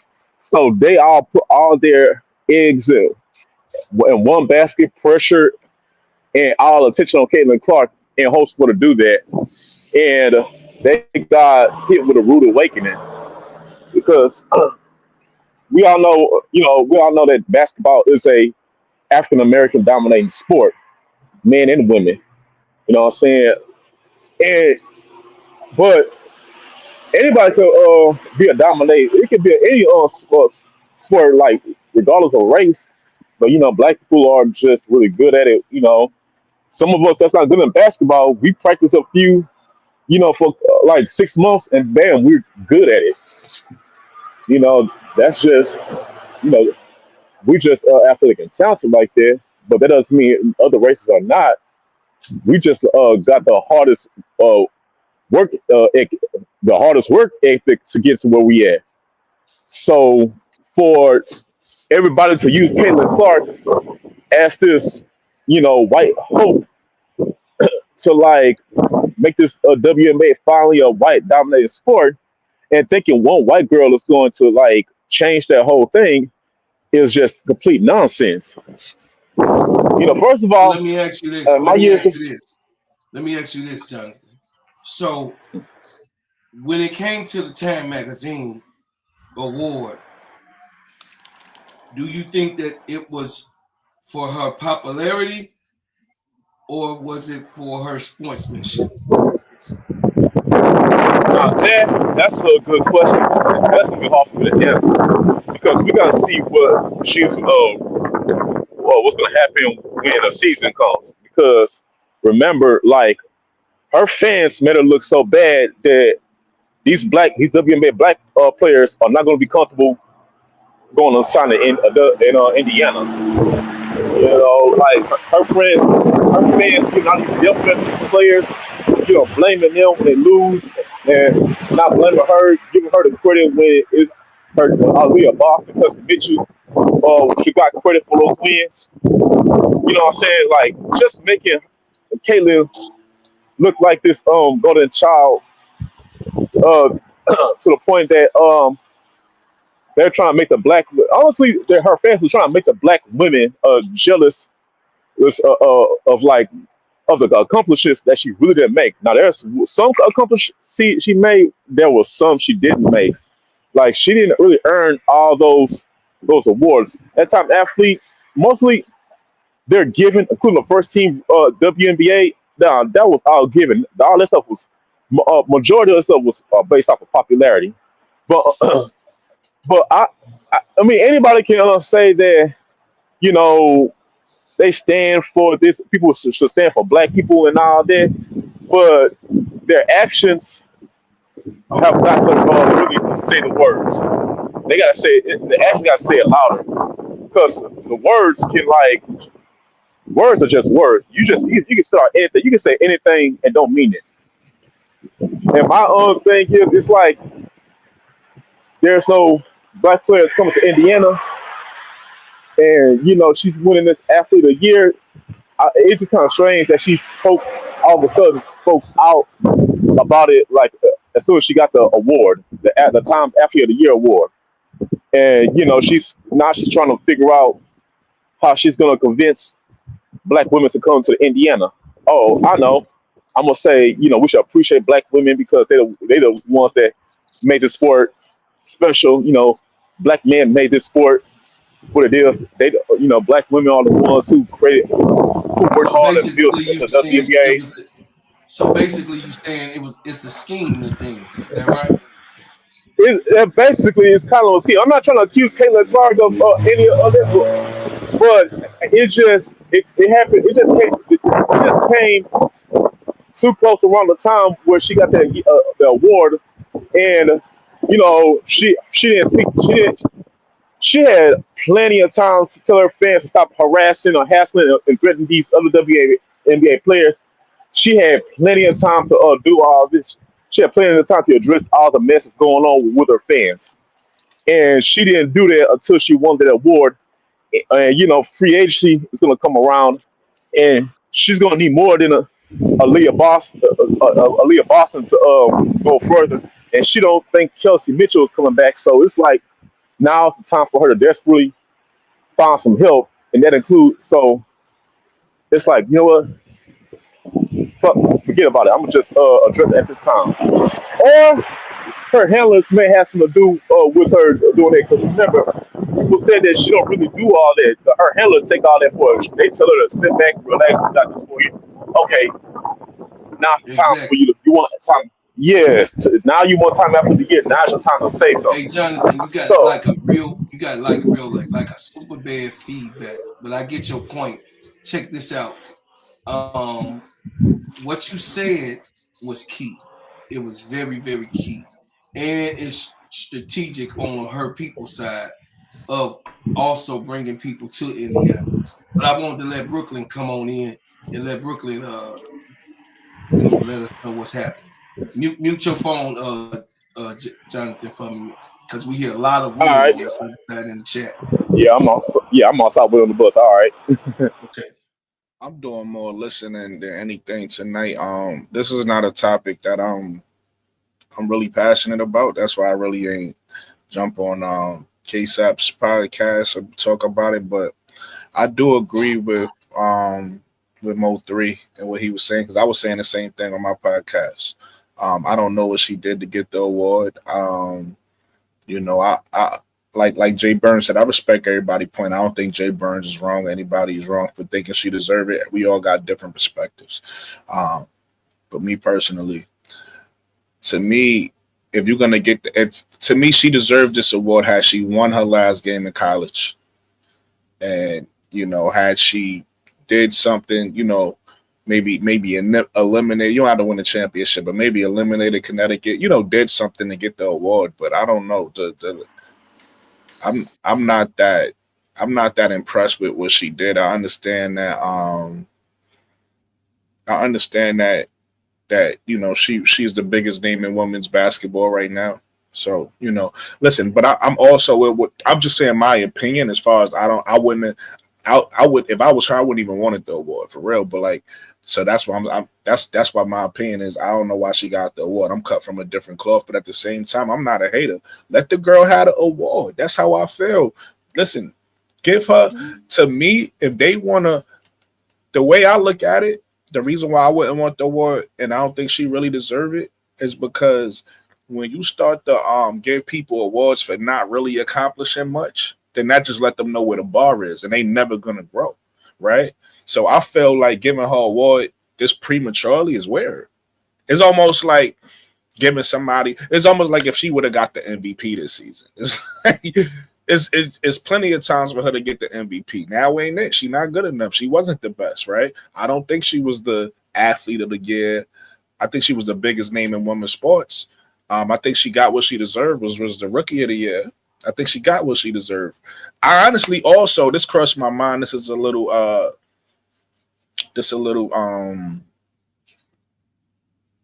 really Milky Way, you will monitor. It's a personal opinion, right? This may be a thing or may not be a thing. Angel just had an interview. You know what I mean? Angel is getting a lot of camera time, and we ain't heard nothing all off season from Caitlyn. Why not give her this award? Give her some camera time to kind of even it out. So I kind of feel like it's a little bit of that, a little competition. Right? I can see that. I think there's a little competition going on because Angel's killing it off the court. Everywhere you turn is Angel, and there's no Caitlyn. So I feel like her people was like, we need to do something. Like Caitlyn, like y'all said, Caitlyn isn't a personality, right? So they need to do something to get her in the media. I feel like this was part of that. But I'm not a fan of giving people awards just to, just cause. Like I think people need to earn awards, and I feel like Caitlyn. I'm not a Caitlyn hater. I feel like Caitlyn is great for the game. I feel like she's done a lot for women's basketball, but I don't feel like she's at the point where she should have got this award. It's premature in my eyes. But again, I'm not a hater. Give her the award. If y'all want to stunt this women's growth, because that's what's gonna happen. That's when you start giving people awards for when they ain't really accomplished shit. That you stunt people growth. Like people, I come from the era where you had to earn shit. You know what I mean? I come from the era, and everybody gonna respect this if you ever played ball outside. When I was younger, I used to get mad when somebody, when you play, it's like my ball. Somebody will foul you. My ball. Mm-hmm. My OGs was like, play through it. Play through it. And then when I was like, I was mad. I was like, what? Play through it? Yeah. But I said, all right, my OGs told me something. And now I go out there and I ball. You could foul me, and I'm like, and one. Like, right? Like my energy, I grew from that. Because my OGs told me stop crying.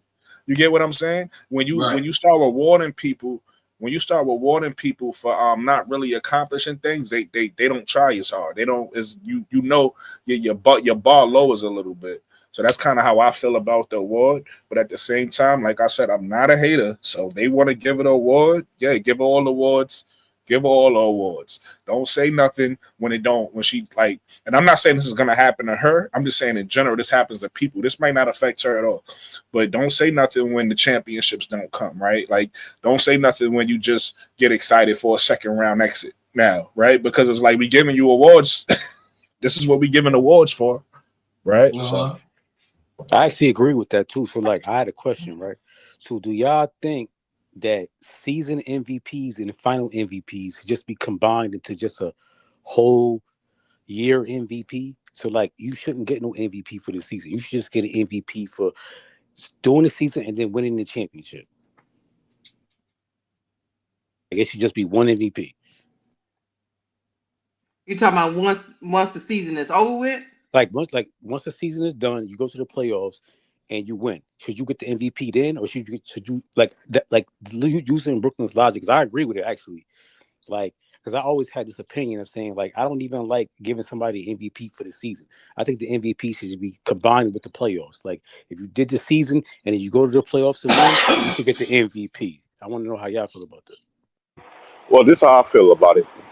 I won't be surprised if Caitlyn be the first one up for MVP next year.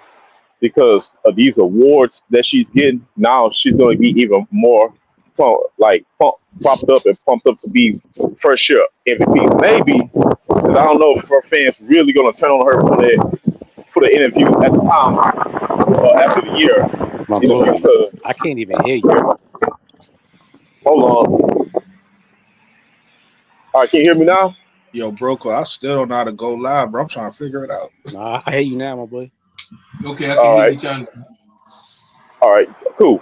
All right, so honestly, I wouldn't be surprised if Caitlyn Clark gets pumped up to be MVP first one up next year, because that's going to be the goal. If her fans decide not to, she probably did it for media, and they probably told her to say that. I don't think she really meant it. So we're gonna come back cheering for her. That's if they don't come back to her. If they decide they're gonna be done with her for good, then she probably won't get a shot at the MVP like that, because she won't be able to get it off of popularity after the interview from Time Magazine. So, but I'm pretty sure that she's still gonna get runner up because she still got some popular fans left that's stand by her Yeah, side. but real But I quick feel, though, real quick though, that wasn't my question. My question was like, you know how we got season MVPs and final MVPs. I'm of the cloth where like I don't think there should be one. I don't think they should be separate. I think you should play the season and then go to win the titles, and that should be the MVP right then and there. I don't think it should be separate. I want to know your feelings on that. no, you know what? That is a good point. I feel like whoever wins the finals do deserve to be MVP because it's like pointless to even win an award like that if you can't make it to the finals and win that championship.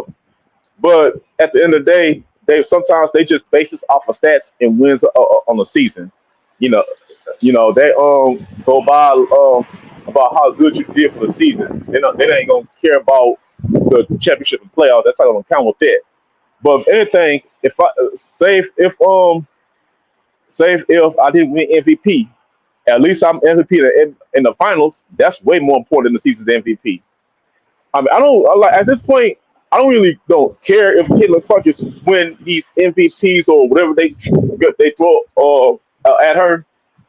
If she can't get to the big one that counts the most, Angel Reese, but Angel Reese was able to get to it. That's all that matters. And can no CC fan come up to me and tell me that Angel ain't nothing when she already achieved something that mattered the most? So and it's like what one of y'all said. I think it was Brokaw that said it. Michael Jordan said, "Don't talk to me if you ain't got no ring." And That's right. that would be me as an Angel Reese fan if a Clark come up to me and say, "Clark broke all the records that Angel couldn't." Bro, I'm gonna say, bro, until I see a ring for Clark, don't say shit to me. Go away, and that's like Hey, my whole. Yeah, that's my whole answer to all that. To all these questions. hey, mute your phone, big Jonathan. But that I think that Jonathan I did don't boil agree it with down. that. He I he, think bo- that he I boiled think it down. I think I go my bad. Jake Mo3. I'm gonna let you go ahead and cook real quick. But I my think take on it that is that go ahead. Go ahead. can I go or Go are you ahead. gonna go? Which one? Go ahead. I was trying to mute my thing. No, I don't agree with that because the regular season and the playoffs are two different animals. There's like the playoffs is basically a tournament, right? The regular season is basically your application to see who is going to be in the tournament because a certain amount of people can actually be in the tournament. So it's like the regular season is your job interview. You know what I'm saying? And the awards you get at the end of it is you know what I'm saying, is like who is based on that. The playoffs is something totally different because you're playing even the style of play is different. You're playing the same team a certain amount of times, the same team. So they get to plan around you and do this, and it's just totally different. That's why like certain people when they get to the playoffs, they either go one or two ways. Either they play better or they play worse. It's very rare that they play the exact same because it's basically two totally different games, two different styles of play. Like it's different. You can't have just one thing for both of them. It wouldn't make sense. And some people say you go to the playoffs, right? And you have like a bad playoff run. So that means the regular season is 40 games. The playoffs is like what? Let me see. Well, they're changing it now, but now it's what? It's two minimum games, 2, 3, 3. So minimum games, the minimum amount of games you could play is 8 games. So 8 games compared to 40, that's like a super small sample size. That's not even a quarter of the games of the regular season. And you're gonna give somebody, say they play garbage the whole 40 games, and then out of those, in those 3 games in the finals, they play amazing and win finals MVP. For those 3 games, you're gonna give them MVP? That's ridiculous. That wouldn't make any type of sense. So I think they should keep it the way it is. I mean, if it was like even, like it was 40 games here, 40 games there, then maybe you would have like a better, you know what I'm saying? But you can't give somebody for playing garbage 40 games and then playing good for 3 games MVP for the whole year. That wouldn't make sense to me.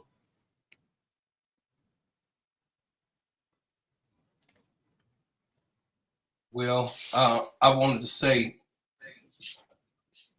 first of all, we got to understand the mindset. Do y'all understand what banana in the tailpipe means? Do y'all understand that we have to eat the narrative that they give us? The biggest mirage that can be pushed on society is through sports and musical entertainment. The biggest distraction is sports and music. That is the biggest distraction when they doing all of the things that they're doing and what they're talking about for is the left and the right. I mean, both sides. I give no side is the best side. You know what I mean? The left or the right. I don't care about none of that. What we care about is what is real to us. What happens to us in this society.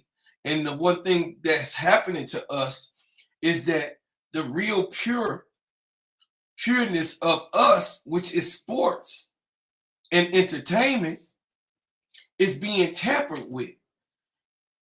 And real folk don't like that. You know what I mean? Remember what Oscar Robertson said, the purity of the game.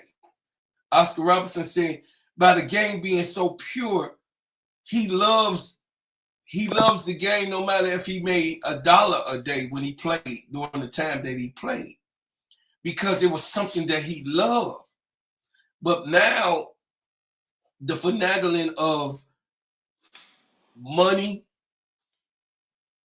the finagling of gender, the finagling of race has came up into play with all of the sport and all of the entertainment. So right now, my question to the panel is, what is it that you feel that we will have to do as a society and a community to keep what we call entertainment pure? What is the suggestion that you would have that you would like to see for people like myself and 80s baby, you know, Brooklyn and KSAP and other media platforms? What is it that you would want us when it comes to basketball? Because I know entertainment is so broad, but when it comes to women's basketball, what is it that you feel that's being missed by everyone when it comes down to Caitlin Clark winning this award? Let's go.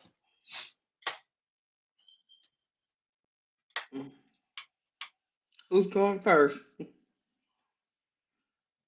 Sister Keisha, you can go first. Okay. Ladies first. So are you asking what can we do to debunk the narratives?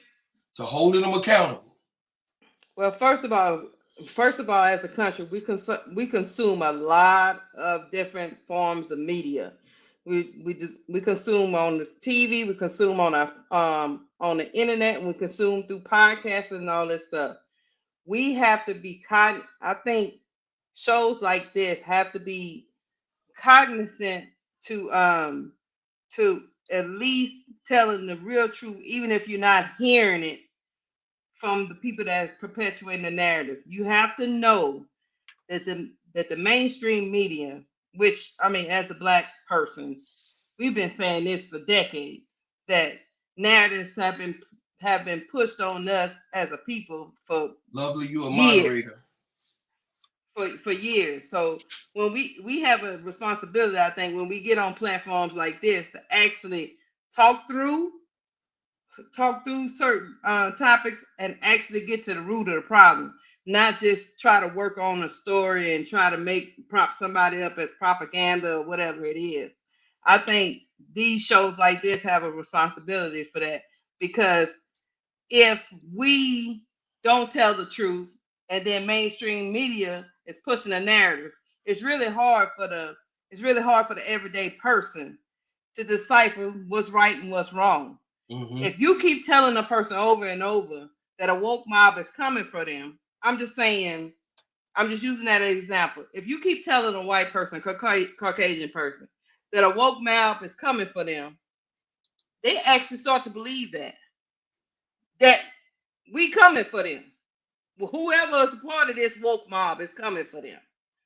So it's imperative on us to speak the truth about what these terms mean, what people are trying to say, because a lot of people don't even know that term has been around for I don't even know. Bokar, you older than me. You know how long that term been around, and they just not using it as some kind of weaponization. Yeah, it's been hijacked. It's been hijacked.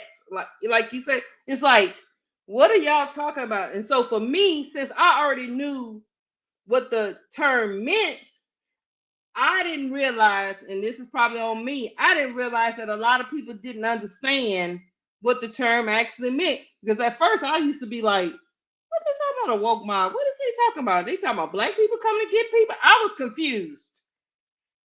But now I understand they have waged this right and left war that most people politically are not even a part of. Most people are in the center of politics. They're not on the extreme left or the right. Most people deal in common sense, but the loudest people are in the room are the far left and the far right. So in spaces like this, we have to talk real talk. We can't be like them. We can't just be bashing players because they don't agree with our ideology, but we got to tell the truth. Now, we're not going to be walking around here talking about Caitlin Clark didn't have a lot of turnovers, and we're not going to be running around here talking about Angel Reese didn't miss layups. We acknowledge it all, but we're not going to bash one person's personal life for to uplift another person's personal life. I think that's what these spaces are for, because I have to tell you, bro, Clark, the younger generation, they not really looking at CNN and MSNBC. Nope, they're looking at Twitter. They're on YouTube. Yep. So that's why we got to tell the truth. So me, bro, do me a favor real quick. Can you look in your settings? Okay, I'm looking in my settings. All right, you see where it says guest? Okay. Do you have do you see where it says what is it? Hold on, I gotta go to my studio. What it say? The first one you could click. You gotta click. I don't have to click. It says invite, and then you guys, I got it on whatever case I did to show me how to. No. All right, so you on guest, right? Yes. In settings. So you should see some options. One says guests can stream to their own destinations. You see that? No. You gotta click guests. All right, so you see on the side it says general, camera, audio, all that, right? I don't see. Let me see. Let me look. You gotta go in your settings. You see the settings on the bottom? Click settings. So I got mute, stop cam, settings. Okay, go ahead. Settings. All right. All right. You see at the bottom it says guest. Yeah, guest. Okay. Click that. Okay. And then you see where it says guest can stream to their own destination. Is that click? I just clicked. It. That was the problem. Okay. That was the problem. All right, you got it. You should be able to do it now. Appreciate you, big bro. Yeah. Okay, do your thing. I ain't mean to interrupt. It's all right. No, this is good. Now, like So you just said some of the realest stuff I ever heard, though, for real. I ain't gonna lie. absolutely. So what I wanted to know is, Jay Byrne, is by you being how may I ask you how old are you? 35. So I keep myself, by me being 55, I'm 20 years older than you. You're the same age as my son. I keep myself around you guys because it keeps me, one, informed, two, it helps me be able to talk to you not from a high point, but an actual level type of Yeah, dialogue. like men, yeah. So I keep myself around the youngins, as y'all already see. I stay fresh. I'm in hip hop. I'm part of hip hop community. This is what I do. You know what I mean? My ears is always on the streets. I'm on the streets, excuse me, every day. But from you, Jay Burns, can I get that articulated from you? About like what? Like what my generation. About what this platform that we have right now is very consequential. Okay, let me put it real easy for you. It's a very consequential time right now with platforms of this such, for this being a main source for the people, because we got 42 people looking and listening, right? Mm-hmm. That's not on the panel. So they listening and looking and learning at the same time. What is it? What's very critical that you think that we should do on this platform for as Steady Serv'n is concerned and Simply Ball Dropping and 80s Baby? What is it that we can continue to do to make this more successful and bring in more people like yourself to talk about real topics? I get what you're saying. I get what you're saying. I got it. I got it. So look, right. Look, first off, you gotta get busy on social media. Like every platform, you gotta kind of make yourself known on Twitter, Instagram, TikTok, for while it lasts. I think it's about to be, banned or whatever. But like, make yourself available on everything. Make people be able to reach out to you and send you DMs and all that. Another thing is just keep your ear close to what's going on. Like, don't just like right now. I know we talking about basketball, but if your channel want to break out into other things, find the things that you're interested in, and then once you find things you're interested in, find out what's going on in those things. Find out what people was talking about. Find out what the young crowd is talking about, so you can kind of bring them in. And that's why your socials are so important, because once you get your ear to there, you can start talking to those people on the socials and inviting them onto the platform and saying, "Yo, we talked about that over here. We talked about this over here, and everybody's welcome." And another thing is, like, just like how you do, how KSAP do, how Brooklyn do.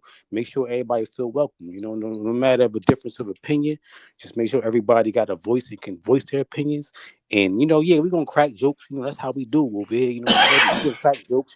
Everybody gonna get smoked every now and then. It just is what it is. Have thick skin and be able to voice your word. But just make sure you keep your ear to what's going on with the things that you're interested in. So like you with music, find out what's popping right now. Like right now, like the best thing would have been was like when that Drake and Kendrick thing is going on. It's still kind of going on. Like dabbling to like the hip hop business. Like what's going on with Diddy and Jay. When it comes to basketball, did dab into whatever anybody's talking about with basketball and whatever else you're interested in. Just keep your ear to the streets and be on them socials. The socials is gonna help you out tremendously. That's all I really gotta say. I appreciate that, right? Listen, what I'm saying is this. At the end of the day, Jay Burns, I appreciate you, man, for coming up here and just giving your opinion, because you always give us an out of the box, you know what I mean, and get us outside of ourselves, should I say. Because all the time, I'm like Brooklyn on that. I might not be right, but that's just how I feel about it. You understand what I'm saying? And how I feel about it, I'm always expressed it to you guys on what I feel. You know what I'm saying? And facts. Not just what I feel, but the facts about what I feel about the facts. You know what I'm saying?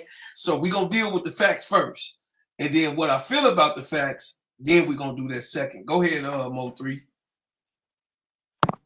Yeah, it's basically just what Jay Burns said, but to like, I'm not going to even front. Like, if you want, the people that do the best are the ones that entertain the suckers. I don't want to curse, but you know what I'm trying to say. Like, yes, sir. If I got you. People that you know what I'm saying, like, see what's the trend, where the trend is going, and even if they don't believe in that, they go with it. You know what I'm saying? That's because that's what it is. Like, whatever is happening now, the way the majority of whatever the wave is, you ride the wave, then you'll be successful. Like, people that don't always ride the wave, their growth like sometimes stagnate and this and that. So it's not gonna be like a like a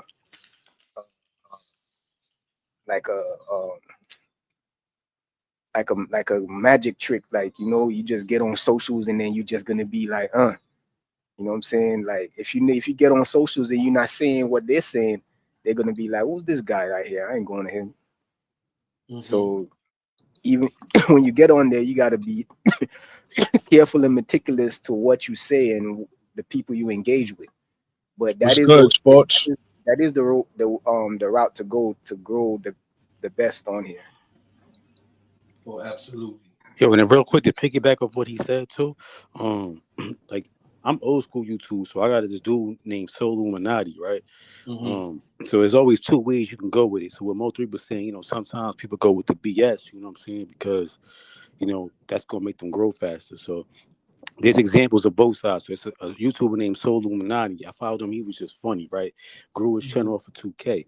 But his channel grew slowly, but he never changed up, right? Like, he was always himself. Like, he didn't care about what was going on. He just wanted to do his own thing, right? But then there's also the other side that is going to pertain to the BS. And, you know, they'll get followers fast. But what I will say is that Illuminati, even today, to this day, he'll drop a video or 2 videos a year. But when he drops, he gets like 300,000 views because his community is there for him. You know what I'm saying? They're there for him. They're not there because he's riding the wave. So, but then there's people that ride the wave and they'll drop a video every other day and they might get like 5K views, but they got like 1 million subscribers.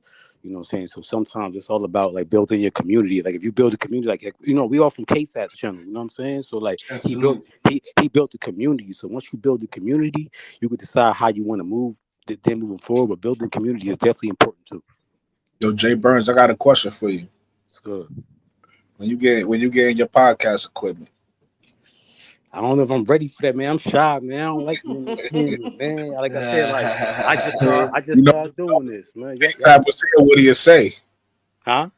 You know, if K-Sap was here, you know what he say. Oh, yeah, don't wait. He gonna don't wait. Yeah. Just do it. He'll give me a whole 10-minute soliloquy. I know, bro. But look, eventually I'm gonna be up here with y'all brothers. We gotta hold it down for the East Coast, Jay Burns. For the young ones in the East Coast, we gotta hold it down. How about this? Absolutely. How about this? Because hold on, real quick. How about this? I got a lot of things going on in my life too. But give me about like 6 months. You know what I'm saying? I got a lot of things going on. Take your time, Brody. But listen. Don't feel like but don't feel like you gotta get. Because trust me, I got my stuff on a budget, bro. Don't feel like you gotta go out and get state of the art stuff.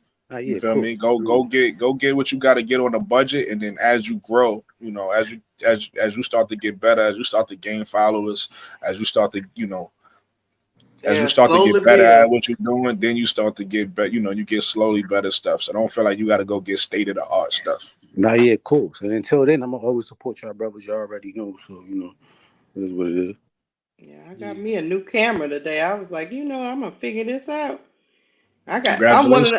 I'm one of them people, Brooklyn. I gotta figure everything out before I jump. You already know. What you mean? Simply Ball, we simulcasting, if that's what you mean. You live twice. I don't know what you mean by live twice. Oh, you talking about KSAP? What are you talking about? Oh no. But yeah, I gotta understand, you know, it's a lot to learn. I'm pretty sure you know, Brooklyn. It's a lot to learn with this podcast. No, that's a fact. Yo, it's funny saying KSAP in the chat with a wrench, like he one of them people that never come on camera. That's hilarious. Yeah, you know, he had to make him one of the moderators. You already he be know. over there talking about, I don't be listening to y'all. He be up there with his Hey yo, KSAP, make sure you monitor the chat. Make sure nobody act crazy in the chat. He already doing that. He do that anyway. He be on the look. He be on the low. Yo, KSAP, you right about that. I need Mo 3 to get one too, man. I need. Oh yeah, Mo 3 definitely a sniper. Nah, Come on, Sniper. Come on, Sniper. You already know. Listen, that ain't really my thing. I'm kind of like Jay Burns. Like, I don't know. I don't know. It's K-Sap. He got the magic. I like. Look, I'm gonna leave it to him. I don't get on no one else's thing. I watch Showtime. I've been watching Showtime for years. I never got on this thing. I never got on any of their things. But for some reason, no, Mo 3. The only reason why I'm letting you rock right now because we in the gingerbread chat. But if you was in my chat talking how you talking, I'll be flaming you. Right. Why? Repeat what you just said. That I watch all these other podcasts, but I never for years, but I never got up on there. That's not what you said. You said something else. But go ahead, keep going. What I said. That is what I said. I was naming the people's podcasts that I watch, like. And you said you never. Never mind, go ahead, bro. Let's not cause confusion. You speaking positive. You speaking positive. That one person. No. You said something egregious. You said something egregious. Only New Yorkers know what I'm talking about. You said you're a New Yorker, so you should know. I don't know, man. I don't know. It's late, so I don't know. Maybe I did say something. I'm silly. I'm gonna leave it alone. I'm silly. I'm just saying. But, he was the only one that got me to actually want to get on this thing. This is not something that I do all the time. You're the only one that got most to get on the thing. Most of the time I watch, I don't even come up. Like I watch almost all the time. I just be. Sometimes I don't even say anything in the comments. It's a fact. Me too, though. Yeah, a lot of people just be watching. They just, it's good conversation. No. Y'all was definitely cooking ahead at night too. I had jumped on late. Pause. I gotta say pause because Mo 3 did. I had jumped on late pause because I was actually customizing my chat because there's one thing that I didn't add that I have to add. So I was watching y'all while I was doing that. Then I said, you know what, let me come support. So that's why I said let me stop customizing my chat. But I was watching y'all. Y'all was having some good conversations in here. Like I said, me personally, the earlier conversation, I don't think it was a bad conversation. I'm just not that invested in the Caitlin Clark, Time Magazine thing. So that's why I didn't really voice my opinion. I was doing more listen. Sometimes you gotta listen. That's a lesson I'm gonna give to people in the chat and the podcast. It's great to give your opinion, but sometimes you gotta listen too. Like you ain't gotta always give your opinion every day. Sometimes it's good to learn something. Listen to somebody else. You know what I mean? That's why like not to cut you a bro, Clark. That's why like even with Casey, before I had got my equipment, I would take shows off if I felt like I was on a show and I was doing a bunch of talking. I would take like the next show off. I'd be like, I'm gonna let somebody because I don't want to like overdo it. Like, you know what I mean? No, that's how I do too. Yeah, because like I be feeling like I be trying to dominate when I'm on. Sometimes like shit. Sometimes it's good to listen to other people. You know what I mean? And that gives you perspective, and then you can look at yourself and Yeah, fact. I don't think so. Me personally, and honestly, I hadn't heard Jason Whitlock because I don't subscribe to him. I don't listen to him. So that was my first time actually hearing. Right, and he's trying to throw a narrative of her being a little girl. You know what I mean? So the thing is that where I'm coming from and my angle and what I'm doing on the platform as an extension is to show that this really is real. This is real, and I am one of them ones to deal with it. You feel what I'm saying? I know it might not be that interested to here or there, but I'm one of them ones to be like, man, look, you ain't finna be disrespecting my sisters in the first place. Yes, he was talking real greasy. So I want he oily. He oily. No, he ain't greasy. I know, greasy got a little bit clarity to it. He oily. He straight dirty. You know what I'm saying? He bro, real this oily, man, that man is crazy. For years now, for like 20 years, he's been doing that. I know. I had tuned him out so bad. I had tuned him out so much that I just didn't realize he, like I say, he said something crazy one good time. And that was the end of me. I never listened to him again. Nah, real talk though. He I don't know if he was on ESPN or Fox. I don't remember, but like he was on both. He was on ESPN, and they fired him because he was doing that crazy stuff. He's saying stuff like this, and they like nah. We when I can't used to have watch him, that. when I used to watch him back in the day, he wasn't like that. But like ever since to me he left he left the Why y'all channel. jump on my panel? Yeah. But when he left those networks, I feel like he got even worse, bro. Like it was just like he was just K-Sap firing got a all cylinders. question, Bro Club. You want to put it up? Yeah, Okay, he done went to the complete left. I don't But know see, what in the devil. No, he a what grifter. he got worse at is his disdain for black women got even worse. Because before he was just a woman basher, but now it Oh, seems okay. to be Oh, now 3. it seems to be like a more of a black woman basher. Because before he just was just disrag all women, but now it seems like he's willing to just beat on black women only, and I He don't know what's clickbaited. going on. He clickbaited. Yo, Mo 3 and Jay Burns. I think that's more so for y'all because y'all said y'all don't really talk with other people. So I K-Sap don't know. That's what I was saying. I don't know what it is. It's just I don't know. It's just he just has that personality. And it made you got just that get up. angel. He got that Angel Reese personality, that magnet that just draws you towards him. My man. And it just made you get on his thing. Yeah, you know what I'm saying. So we twerking for Angel over here still. You know what I'm saying? Me, you know what I mean? Me and Keisha in the 80s. You know what I'm saying? Jonathan himself. We definitely twerking for Angel. It's like I'm gonna keep it real, y'all. If it wasn't for Angel Reese in women's basketball this time around, I would not be watching basketball. So by her coming, and then she fine. On top of her being fine.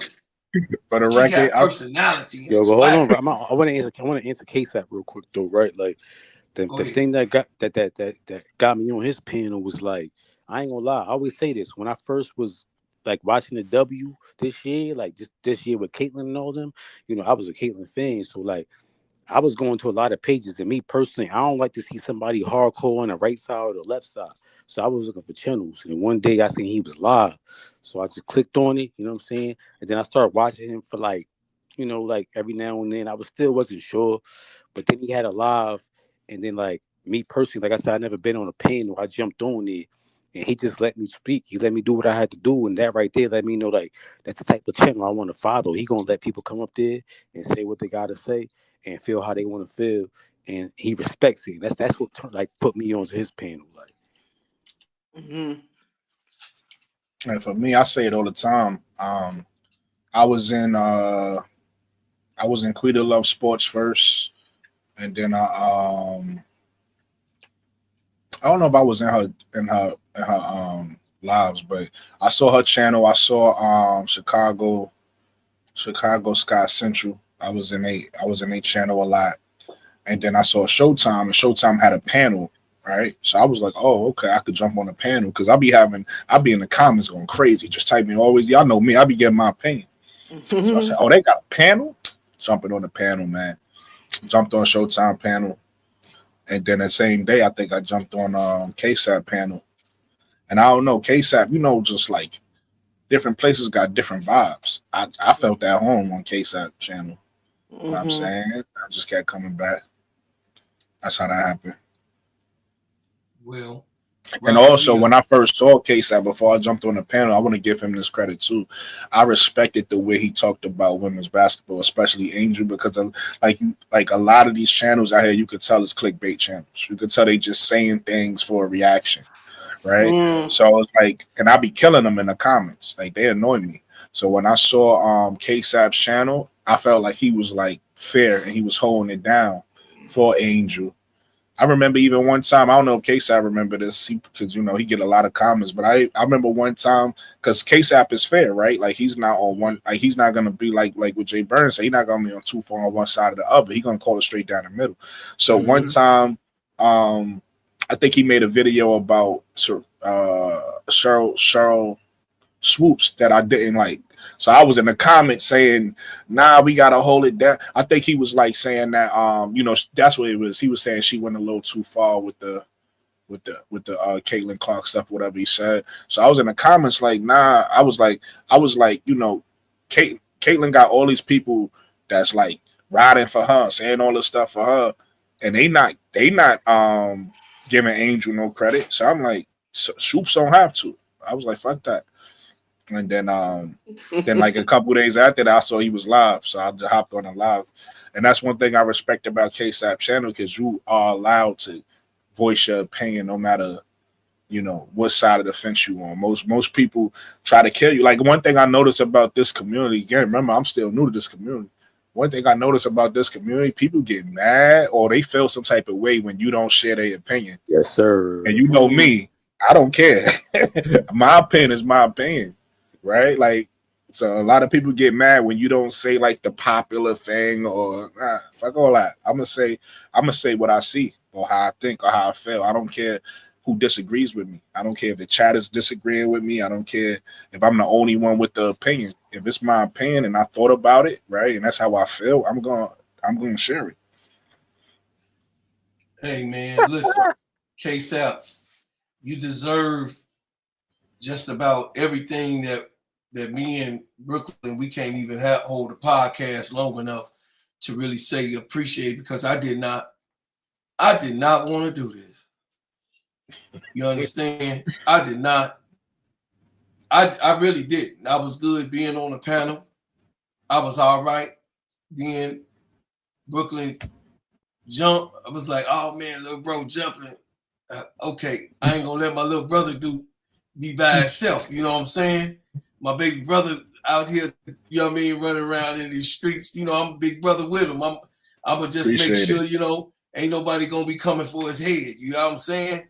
And being an OG. So, but I do, me personally, I'm an entertainer, y'all. You know what I mean? I come from a whole nother type of aspect. So if we're going to talk about sports, we're going to talk about sports. We ain't going to get into all of the different other genres and categories that other people do it. The most that I will go is music, because I'm an artist. I'm an artist. I didn't say I'm just a rapper. I'm an artist. I produce, you know what I mean? I harmonize, I rap, I write, you know what I'm saying? I do it all. I orchestrate, I design, and I formulate. And I sell, manufacture, and press. You know what I'm saying? So I do it all. So my whole thing is that I want to be able to have a brand. See, that's why you see Gingerbread Man. And if you go and Google it, you'll see the exact way that I have it spelled. I own it. It's going to come up Claude Lanier. You understand? So I rap for the team I own. I play for the team I own. That's right. So the thing is that I'm also here to show you ownership. Trademarks is only $750. It's $1,500 if you want to do it all over the world.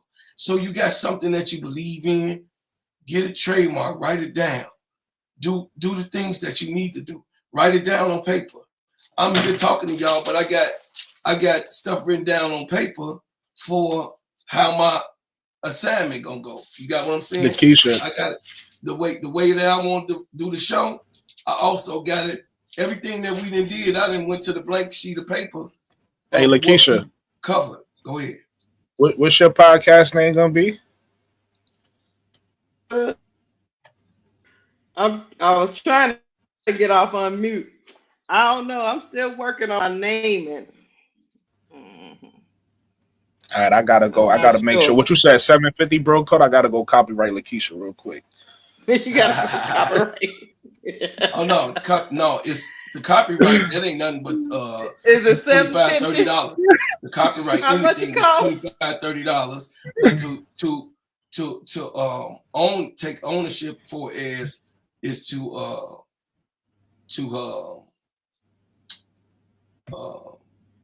own the rights to it, to publish it, and to do the different things. You have to go through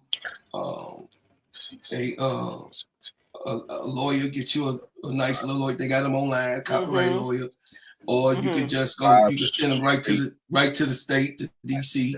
You know, it's different. It's different types of things. So the trademark, you would actually have to get a trademark lawyer. I got a couple of trademark lawyers on mine, so you could go to Gingerbread Man trademark, and it's gonna come up Claude Lanier. When you click on that on Google, on my trademark, it's gonna tell you all the categories that I own. It's also gonna give you my lawyer. But if you don't want to use my lawyer, it also got other lawyers, trademark lawyers, that you can use to get your trademark validated. Okay. So ownership. Percy Miller taught us this in the 90s. Ownership means everything. Yeah. If you come up with an idea and you don't own it, it's not yours. You could try to fight and have wars, all what you want. But if you have an idea and somebody else do your idea and you just got it written down and you didn't go through the steps to own it, I like it. meaning that you didn't go through those steps. That's your problem. That's your damn problem that somebody else got your idea and then ran with it. So What you is gotta this take troll ownership. talking about now? You gotta take ownership of it. I guess he like it here, bro. Claude channel. What's up, Uncle Jay? We gotta check you out, Uncle Jay, Barbershop Talk. I got you as a moderator, man. Clean that up, man. We needed you earlier. We needed you earlier. The Sky didn't make the playoffs, Miss Brad. I don't know if you're being funny when you say that, but now the Sky didn't make the playoffs. Yeah, I don't know what I'm confused as to how did that come into the middle of this conversation. That's definitely somebody trolling. Yeah. Like you don't have to be a troll. Because they added with Reese. And then the Sky with Reese. You don't have to be a troll all your life. You can just do it like a part-time job, just not full-time. Sister Nidra, I'm gonna make you a moderator too. That's because Smoke Jr. Simply Ballin' not doing his job as a moderator. Hey, Simply Ball, drop it. Get him up out of here, man. What's wrong with you, man? You all right? You all right, K-Sap? He say it's been a long time since he's been a moderator. Bro, Claude done put K-Sap to work. He said, you ain't gonna just be in my chat in the comments. You gotta work.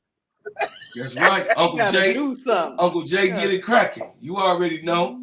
Uncle Jay, my boy. You know what, guys? That's why I will say this. To get back, I want to ask y'all this question. That's why it's gonna be very interesting for me to see how the league and how the fans handle these new ladies coming in. How are they gonna treat them? Is it gonna be a firestorm every time Paige say something, or is this just a Caitlyn Angel thing that will never be repeated?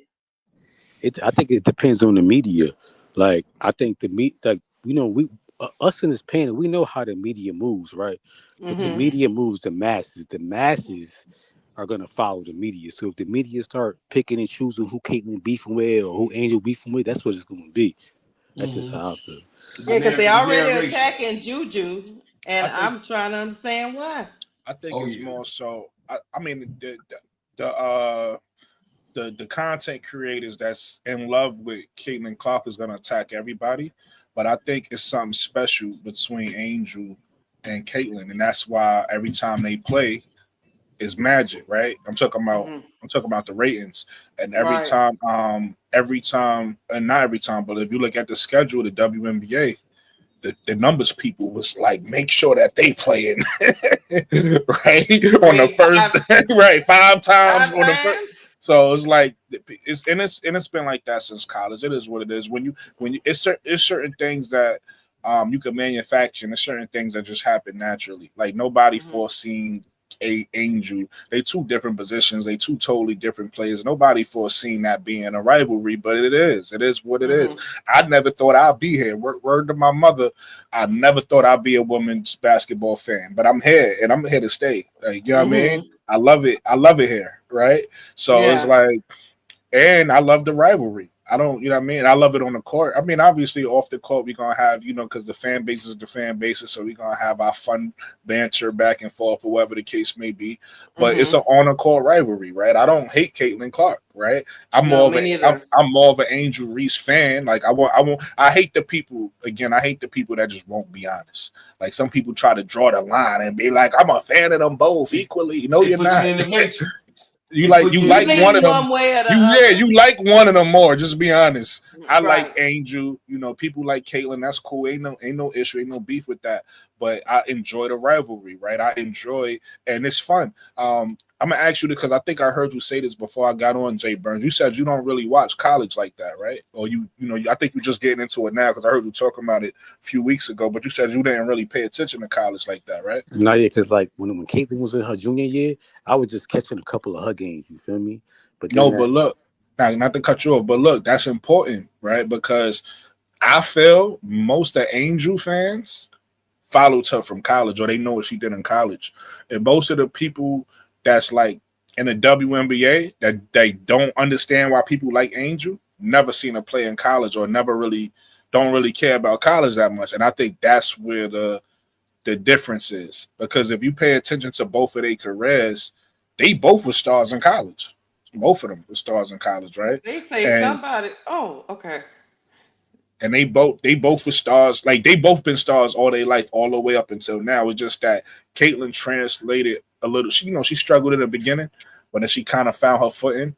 Whereas Angel defensively translated to the WNBA, but offensively she didn't really translate because her game is at the basket, and there's a bunch of big girls at the basket. So a lot of people was like, "Well, what does she do well? Why do you like her?" Right? The people that just watch the WNBA don't understand what's great about Angel, but that's because they never really seen what she could do in college, and they don't understand like some players translate easier than others, right? If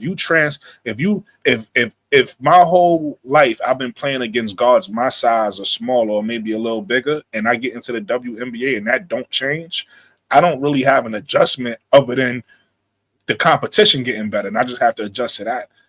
Angel literally had to adjust to the competition getting better and playing against more girls bigger than her and stronger than her, right? She's used to being the strongest person on the floor, or one of the strongest people on the floor. Not no more. What you gonna do now? You got BG looking at you. You got, you know what I mean? You got what you like. You have to, and that's why you see that her working out now. She has to.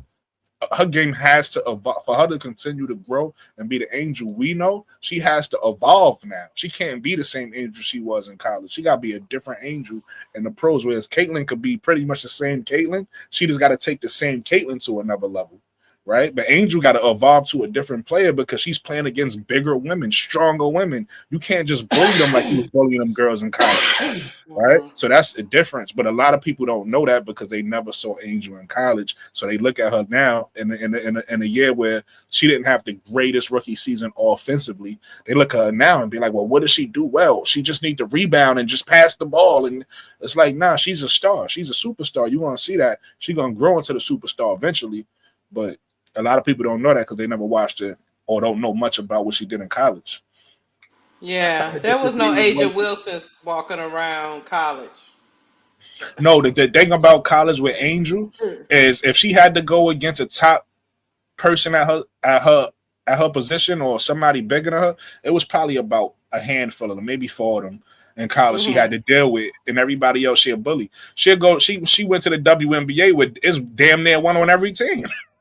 Right. So it's like, that's man, what I was gonna say. That's why I kind of disagree a little bit with what you were saying about how successful their game was translating between Caitlyn and Reese. Reese didn't have an out. If she were playing on a team with better players that could alleviate, because if you look, she was getting doubled and triple teamed in the post all the time. Like all the time. That's what made what she was doing even more impressive, because she was doing it against 2 and 3 and 4 people sometimes. But whereas Caitlin Clark, when she went at the beginning of the season, that's how it was for her.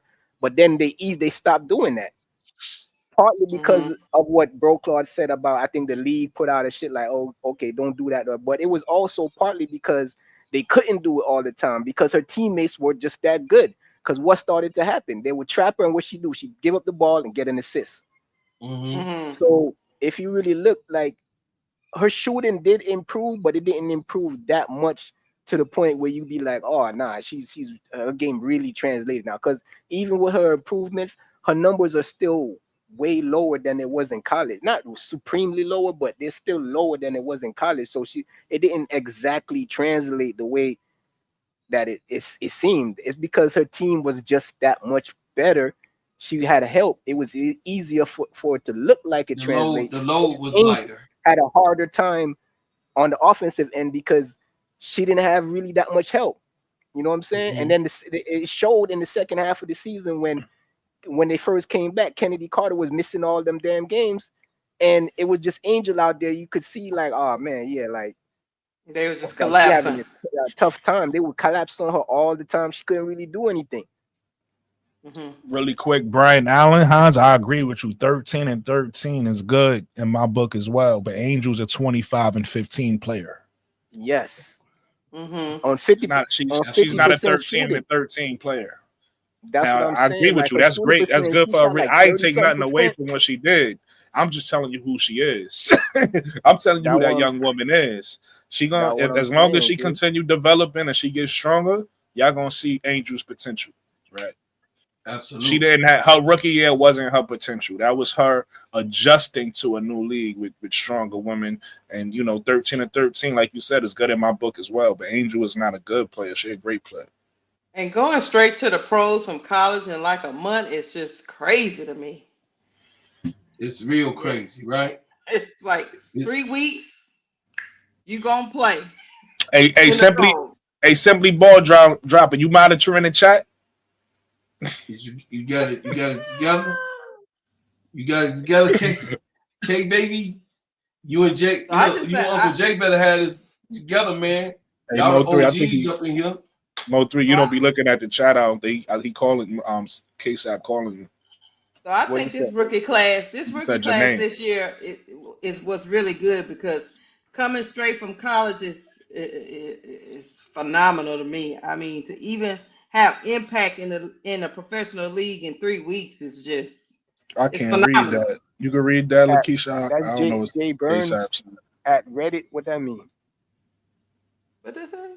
I'm not on Reddit. Reddit. Really causing confusion. Reddit was asking who was talking with the end profile. Oh, Mo3. That's what he was saying. Oh. Yeah. I think he was telling them who was talking. Oh, okay. I thought he was calling Mo3. Got you. Yeah. So yeah, I think I'm a flip game. He's so crazy. 25 and 15, Andre. 15. Don't take her rebounds away. 25 and 15. To be honest with you, once heard 50% shooting. Once heard, that's why I don't completely agree with Zoe. Once they get somebody to distribute the ball, Angel and Zoe was bugging at night talking about yo. They don't need a point guard. They need a wing.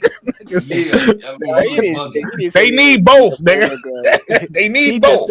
He just said that they need the wing more, and I do agree with him. They do need the wing more because they could get He forgetting about the point guard. They just need they don't need a generational point guard. They just need a serviceable point guard.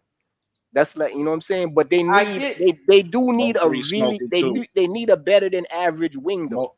Their wing can't just be serviceable. Mo3 smoking on the same thing Zoe smoking on. Man, he's right. I said it. So wait a minute. That's the only comment I posted in the chat was like, yo, I agree with what Zoe's saying because it makes sense. They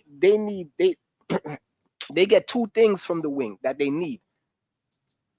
They only get one thing. They only get one thing from the point guard that they need. Let me ask you a question. Why do they have to have one or the other? They could get both, but I'm just saying if they had to choose, they don't have to choose though. So why we talk about choosing? Because they don't have to choose. Because it's only one pick. Is only one pick, and if they got free agency, right? Don't they got free agency too? No, they was talking about did he choose? No, they was talking about what the Sky needs. Yeah, they was talking about what the Sky needs. Yes, they was, but the question that stemmed for was Lakeisha asked him was saying, what he's trying to say is he would pick Citron over Miles. And he's like, yeah, he would. That's what we were arguing. Yes, he would pick Citron over Miles. That was crazy. Because of the fact we need both of them. I like both players, so we need both of them. I would pick Olivia over Citron. But I would pick Citron because she fills 2 out of the 3 things that we need, which is lockdown defense and a threat from the outside to stretch the floor. But that comes to my Olivia question that I have. Only thing she does. Well, I'm not saying the only thing she does is, but she's not no lockdown defender that's gonna lock down the opposing team's best player. She's not gonna be doing that. That's not what you draft her for, though. You don't draft her to lock down. But that's what I'm saying. You're only gonna draft different type of players. Why are we comparing two different types of players? Oh my goodness. But I have one question. Hold on, before we even go down this road. Do y'all believe Olivia Miles will be a top player in the league when she comes in? Absolutely.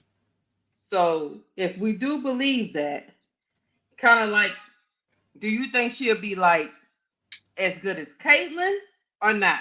I'm just using her as a barometer stick.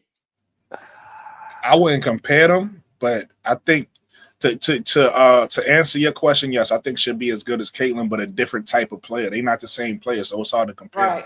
But I think, but you talk about if you talking about level of impact, I think she has the same level of impact, especially for the Sky. That's why I said Zoe was bugging earlier because if you got, he said earlier he was saying you got bigs that run the floor, right? The best type of point guard you need for a bigs that run the floor is a point guard that's going to keep you in transition. Absolutely. Olivia Miles, one of the best transition point guards. Plus she's 5'10". Plus, she like to get the ball, and she's pass first, right? Caitlyn is not pass first, so why not get you a pass first point guard when you got two bigs already that's developing, and we're gonna upgrade our wings, right? We want upgraded wings. Why not get a point guard with vision? That's why I don't understand what people talking about right now. Like, what are we talking about? Well, I agree. The thing is that sometimes we can overthink. Sometimes we can overthink. Like, it ain't that basketball is simple.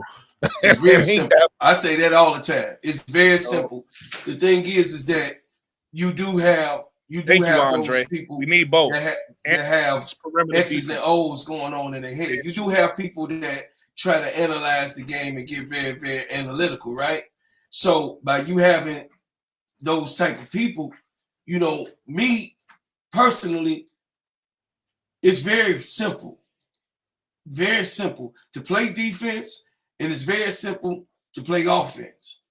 It's offense goes one way, defense goes another. But there's people with technical ideologies. Oh yeah, he hit when he took that shot right there from that corner. He hit 30% of those shots. Over here, though, at the top of the key, he hit 50% every time he shoot from there. Okay, I mean, those are good things to know and to know. But sometimes, I might have hit that goddamn shot because I was in the flow of things.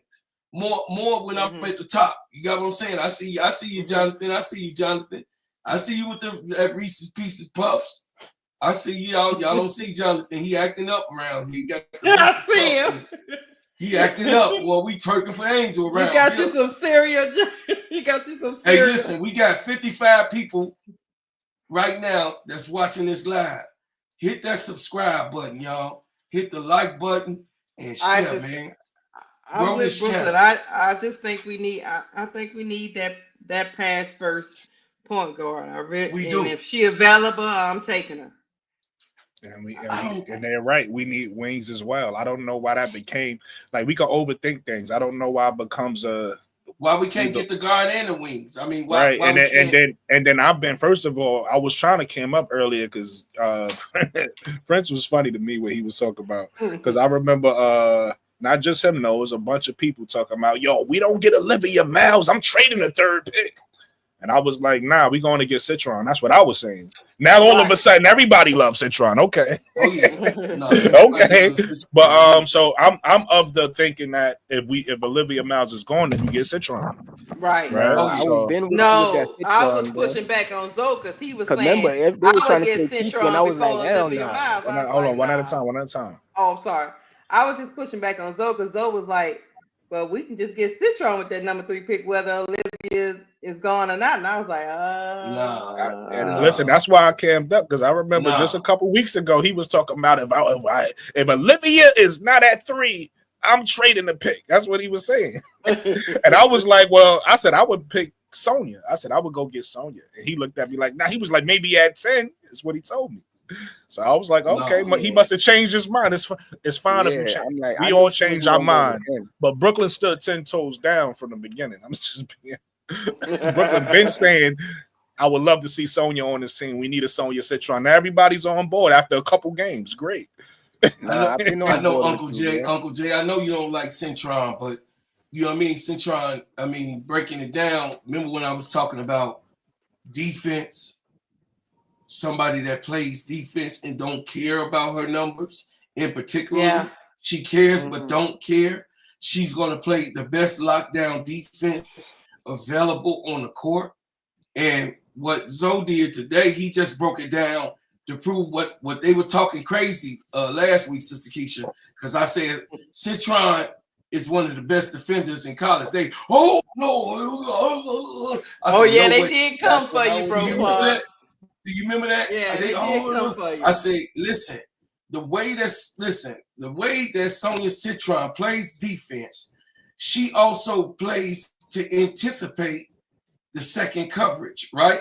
I said last week, do you remember, Sister Lakeisha? I said she defends a defender to run them into that offensive ball player into a trap. Every time she plays someone, she's playing that person, whoever she picked up, because she gonna take on the lead role in the beginning.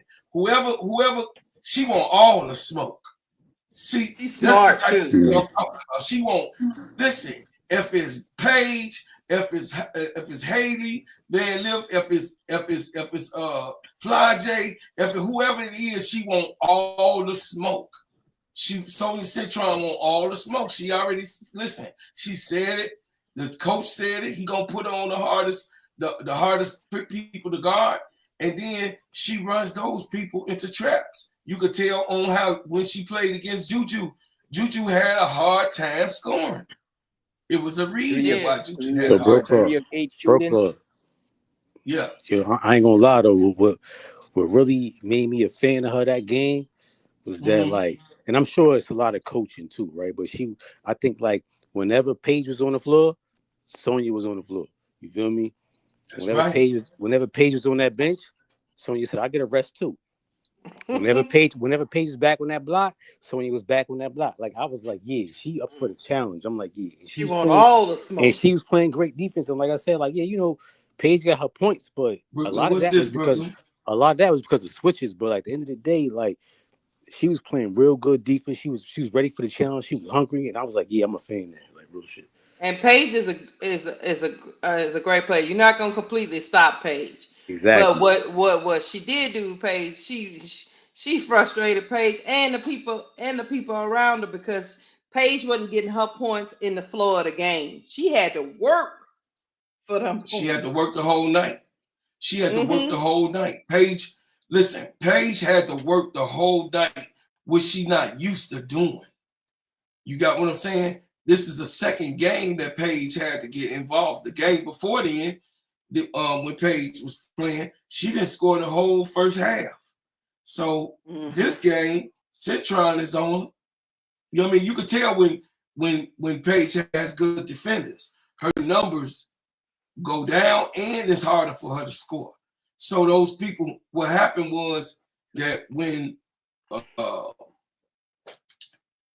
Citron was playing Paige, she made sure every single time that she was trying to run her into a trap. Now, some of the girls did not, like the rookie that they had. She missed a couple of traps, but the senior King made up for a lot of the things that the rookie, you know what I mean, center missed. So that's how, you know what I mean, Paige was running into those traps, man.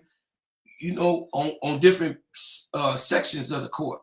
And on top of it, the Irish play faster than everybody else. I don't know what y'all seeing, but I'm seeing. No, they play fast. Hidalgo is like meet. Right. She gone. And it's like it's hard. It's hard to really call it with Olivia Miles, because Hidalgo is so fast. So what I was saying last week also in Zoe chat, it's not going to be hard for her to come to the Sky because her doggo, who's her favorite player in the league? Kennedy Carter, right? And Kennedy it looks Carter like is Olivia her plays doggo's real favorite good with. player. And it looks like Olivia Miles plays really good with players like Kennedy Carter because that's what Hannah Hidalgo is. That's Hannah Hidalgo's favorite player, who she modeling her game after. So guess what? So if she playing with a mini Kennedy Carter, what you think she gonna do when she come to the Sky? God forbid that Sky don't take care of their business. But once again, it's another lie. Jeff P, I know you watching because it's 52 people watching. Jeff P, you were on the clock. Me and Keisha got you on the clock. He probably in the chat just being incognito. Yeah, he being incognito. He probably over there trying to see if we said something on KSAP channel. But yeah, man, listen. Listen, we got to take care of our business. I think that chat, what we were talking about was very, very, very serious. I'm glad that y'all came up here on the panel and worked it out with your boy. And I'm very, very thankful. I'm very thankful for y'all being here on this platform with me. To Uncle Jay, you know what I'm saying? Jay, you know what I mean? KSAP, you already know. You know what I mean? Riddick, you know what I mean? Milky Way, you already know. I'm gonna figure out how to get you that wrench. I'm gonna get you that wrench. I thought I gave it to you. I'm gonna get you giving out wrenches, huh? Oh yeah, no, that's my girl. She gotta get one. Get him up out of here. Brian Allen Hines, you already know Brian Allen. I thank you for coming in the chat. You already know you my guy. You know what I'm saying? So we got to understand that this platform is being created for entertainment and basketball. Females basketball. I am an advocate for the Chicago Sky. I am an advocate for Angel Reese. I am an advocate for Kennedy Carter. I am an advocate for Camila Cardoso. And everybody else fall in line. Until Olivia Miles come, I mean, that's a pipe dream. We ain't got that, you know what I mean? A bird in the bush, you know what I mean, ain't more value than a bird that's in the hand. So I'm only counting the bird that's in the hand. I hope that we make the moves that we need to make, Sister Lakeisha, on going ahead and get those wings, those big wings. But hell, I'm like KSAP. I think we can get a wing with that number 10 pick, though. How many 6 foot 1, 2, 3 wings is it available, Sister Keisha? Damn. Gianna Neekins. How many? If she's gone, then what? It ain't that many. How many? It's a few. It's a few. You wanna know what's funny? I was gonna send this to Mo 3 because I was creating the list because y'all was getting on him when he was bringing up the 6 foot guards, but y'all we gotta stop just thinking about the Nate, what's going on, my brother? We got to stop just thinking about the popular teams, right? Go look at Alabama. Alabama got about 2 of them on there. You got Zay Green. Anybody know about Zay? Anybody know about Zay Green? That's 2A, ZAA. Is it green? It might not be green. Zay. It might be green. You got Zay Green. You got a few. I'm gonna come up with some names for y'all. You got Bree Hall, right? Bree Hall. I got Bree. Okay. There's a few. Aja Savelka. Okay, she overseas, but okay. Yeah, Aja. But it's only a few like that. You know what I mean? They still elite to me. I mean, to me, bro. You know what I'm saying, little bro? They elite to me. Yeah, Zay Green, right, Nate? Huh? No, I was talking to Nate. I think it's another girl with a name P. Is it Pondex or something? No, it's not Pondex. I got. It's a few with them out here. Old girl from Texas. She cold. But we don't have to get all our players from the draft though. We got free agency. We can get some 6 foot. You know what I'm saying? What free agents you think be willing to come? That's the point. That's my point. I think a few be willing to come. I think a few will be willing to come. Okay. These players want to get paid. But this is not a year. This is not a year to get paid. Right. This is not the year to get pay paid. year. This the layaway. I would agree with that. I would agree with that. But for the fact that this is a throwaway year, and this is a layaway. In 2026, it's gonna be harder to get wings than it is to get guards, because those type of wings. I mean, you could get a wing. You could get a wing, but it's the quality of wings you're gonna get. You know what I'm saying? The quality of wings is not that much. It's just like Bro Clark said, it's not that much for you to pick from high quality wings for you to just be like, okay, yeah, we're just gonna get one. But there's a lot of high quality guards that you could get, and we don't need a super high quality guard, just a serviceable one, a good enough one. Three. Yeah. You know me and you agree most of the time, Brody. So I'm with you. No, it's not that I don't agree. I'm gonna just ask you a simple question, right? You said next year is a year to get paid, correct? Yeah. How you gonna get the next year? You got to get through this year. Yeah. Ain't no other way. Ain't no other way to get the next year. So regardless if you trying to get the next year to get paid or not, it's still free agents out there that's over 60 that we could grab for a year. You grab her for a year, but then you got to worry about the same thing the next year. No. Next year is a revamp year. We don't have to worry about that. You gotta, hey Nate, you gotta join. I'm on Bro Cards Live tonight. You gotta join Bro Cards Live. Maybe I could drop the link though. Let me see from his. I don't have the link. Yeah, you gotta join Bro Cards Live, and then he could drop the link for you.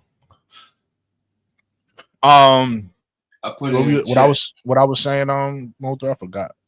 I was saying whatever you sign this year in free agency, you're gonna have to look for re-sign in 2026. Bro, next year is a revamp year. So the whole league, you basically everybody trying to get the next year, like you said, right? Once we get the next year, first of all, every team, not just the Sky, every team is gonna be a bidding war. Right, so that's up to GMs and that's up to coaches. That's probably why so many coaches got fired this year, right? Because next year a bunch of teams is going to be selling themselves to players because everybody a free agent. It's almost like if this was like a video game and you got to do a fantasy draft, right? But the players get to go wherever they want to go next year. But there's an asterisk for that. It's not every player. The players that are rookie that are drafted this year, the rookies ain't going nowhere. Absolutely, they're not going to be free agents. They're going to be stuck with that team. Yeah, but that's fine. That's what I'm saying. Whatever you get in the draft, you don't have to look for that again for the next few years. But whatever you get in free agency this year, you're going to have to look for it again next year. That's what I'm saying. What's the problem? But what's wrong with that? That's basketball, Motor. I got a question for that. Yeah. Could the Players Association argue that rookies should be able to move their contracts? And could that be a thing? Nah, that ain't gonna fly. I don't know if they could do it. I don't know if they could. I don't know if they could do it, but I don't think they should do it. They want, but the owners are not gonna give that. Yeah, I don't think they should do that because it don't matter anyway. The rookie, rookie deals, your rookie deal is gonna be everybody. That's this is basketball. Like people complain about basketball. Like this is what happens. You get free agents in basketball. You get rookie contracts in basketball. It is what it is. Like you got to go through your contract, and once you come out your contract, you're gonna get paid. Like you want to get paid. So I don't know. I feel like the foundation of the Sky, especially with them going to get bigs, I feel like the smartest thing to do is to get a guard. That's a no-brainer, right? Yeah, you can get a wing, but it's a no-brainer to get a guard. Get your wings in free agency, and if you lose them by next year, because that's what happens in basketball, you get other free agents. Yeah, I understand that, but the quality of wing that you want and need is not going to be abundant. You're going to get better wing by next year. You're going to be in a bidding war. It's going to be better free agents. Better facilities, could probably pay more, or they just more likable, have a better reputation, front office reputation. I ain't mad at your opinion. Me and you looking at it two different ways. I'm looking at it more optimistic. You looking at it pessimistic. That's the only thing. Because it's the same thing. Regardless of what you saying, what I'm saying, at the end of the day, you saying that you might get a worse free agent. And I'm saying you might get a better one. we looking at it's the same as basketball, bro. You're right. They might get a worse one. That's possible. I doubt it because it's gonna be more available players. How when you got more to choose from, you get a better pick. There's less to choose from this year. That's what I'm saying. There's gonna be more better quality of guards at a higher quantity to choose from than it is higher quantities of wings to choose from. So the chances of you getting a bad wing is higher than the chances of you getting a bad guard because there's a higher count of better guards. I feel what you're saying, but I feel like if that's your GM style, that's your GM style. I wouldn't do that. I would pick the talent that I think fits my team best. Because what you're saying is, fuck the talent that fits my team best in this draft. I'm gonna pick what I think I might get in a free agent next year. Right? But like I think what fits my team GM, best. You have to think for the future though. You can't just think for what's good now. Well, there's no future, Mo3. Right now, there's no future in the picks right now for outside of the rookies that we already attained and the people that's already signed for whatever multiple year contracts. Those are the only people that are going to be retained to that team. This year is the last year for anyone. So everybody's getting 1 year contracts outside of the ones that got a 2 or a 3 or maybe even a 4 year, like the rookies got 4 years. It's gonna be goddamn pandemonium around here. You're gonna see the cycle, the win cycle. It's gonna be, listen, when the CBA is done and it's available after the season, after next season, you're gonna see teams assembling and players assembling who you didn't think to, and then you're gonna see better talent. Like just like Brooklyn was saying, you're gonna be seeing talent because you got 2 more teams coming for the expansion, right? So that's 30 more people that's able and allowed to get into the W, right? So you got almost 200 and some odd roster spots. Okay, women that can play in the W coming 2026. It's going to be goddamn pandemonium on what teams going to be assembled because nobody is being held to anything coming up this year. You got what I'm saying? So you're going to be surprised. You're going to be surprised. I'm telling y'all what I know. I'm not just speaking. You're going to be, listen, you sound like you're going to be surprised. You sound like K-Sap. You sound like K-Sap mimicking you.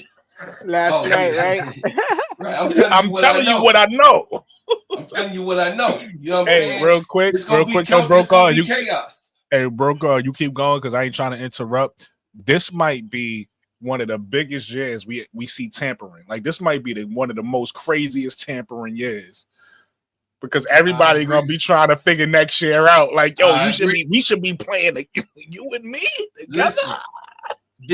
Listen, this year for the owners, I'm gonna tell y'all, this year is actually it's a bidding oh war. Shit year. This is an oh shit year. Yeah, oh it's a bidding shit. war. This is real. You know what I mean? And this might be the WNBA's version too of player empowerment.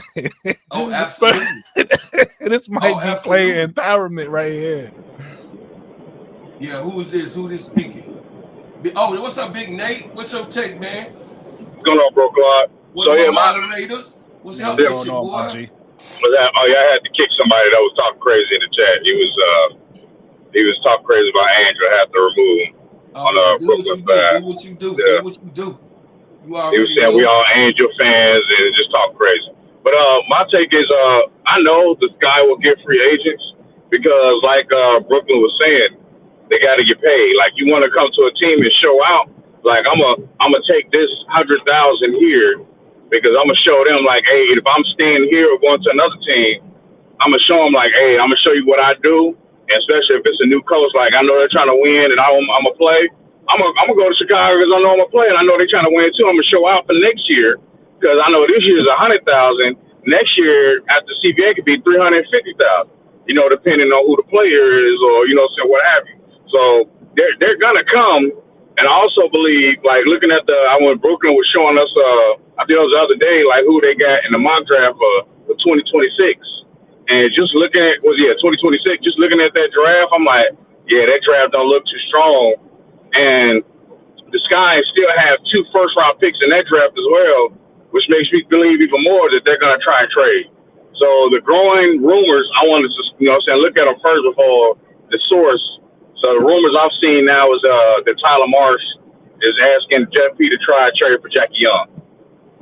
So, because they were saying I don't think he'll be able to get her, but he wants to try and get Jackie Young to Chicago because that's his star pupil. So they want him to build up Michaela first, but I think like Brooklyn was, I think Zoe was breaking down that that's what I feel like she can start, but I strictly believe she's a bench player. Like she's strong, but her strength is also a weakness on how big and strong she is. But that means she's also too slow to guard quicker guards. So I believe that they're going to try and trade for Jackie. I don't know if they'll be able to pry Jackie from the Aces, but they're going to try and trade those picks and try and get Jackie Young. Now, if that happens, Kennedy's not staying. So they'll probably trade Kennedy. That's probably why they like not speaking on Kennedy.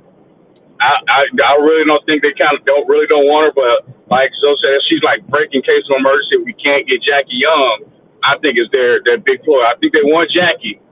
And they're like, all right, look, we'll give you Kennedy, these 2 first-round picks, because, the Aces keep losing their first-round picks because of Derek Hamby. So we'll give you Kennedy and 2 first-round picks. You give us Jackie. That still probably won't be enough, but I'm just saying it's out there. Hamby's still messing them up. Oh, yeah, she's still messing. They still not getting no first-round pick this year either. So, like, you ain't getting none of these year. Like, none, you get none out 2025, but we get you 2026. We'll give you both of those and Kennedy. I think that should be enough, and maybe a second. Not to cut you off, Nate.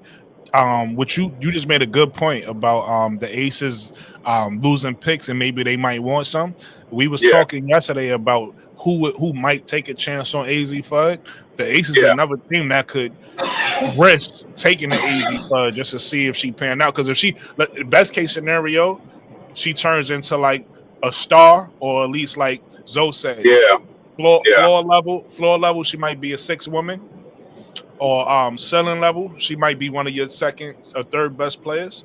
So that might even be a team that gets some picks and then pick up somebody like AZ that falls in the draft just to see if she turns into something or not. Yeah, because Chelsea Gray had the same injuries in college. Don't nobody remember it because it was so long ago. But in Duke, Chelsea had 2 torn ACLs, which of course she came out, and now she's saying she's good, but she had 2 torn ACLs in college. And she came to the W, and she went a lot longer before they don't have one. They don't have one Reddit Milky Way. They lost it because of Derek Hamby's lawsuit. Yeah, they don't have no more first-round picks. Now they lost one. They lost it last year and this year. So they got to build for the future. So you got to sacrifice the core piece. Is it going to be Kelsey or is it going to be Jackie? So I think they're doing backdoor deals right now. Like, all right, look, we give you Kennedy and some picks. Not this year, though. I guarantee you they're trying to get a this year pick. Like, we're not giving you this year. We'll give you next year. Give us the 10. We ain't give you none this year. We'll give you both our picks next year and Kennedy, and we're throwing Dana. They're probably like, no, you keep Dana. Like, no, we'll drive Dana to you. We'll fly her straight from China or Europe, wherever she's playing, because she ball out every year in Europe. Hey, Dana, keep balling out, but everybody know that's overseas. I know for a fact Dana Evans can't go to the Aces because the Aces had Daija Fair last year and they let her go because of her size. But Dana actually does play decent defense though. I give her that. Dana, she does what it looks like playing defense out there to get the people to say she played defense. But she don't. She's too small to lock in. She could play defense against 2 types of players. She could play defense against somebody who don't really have a handle, so she could like pick the ball, pick the ball.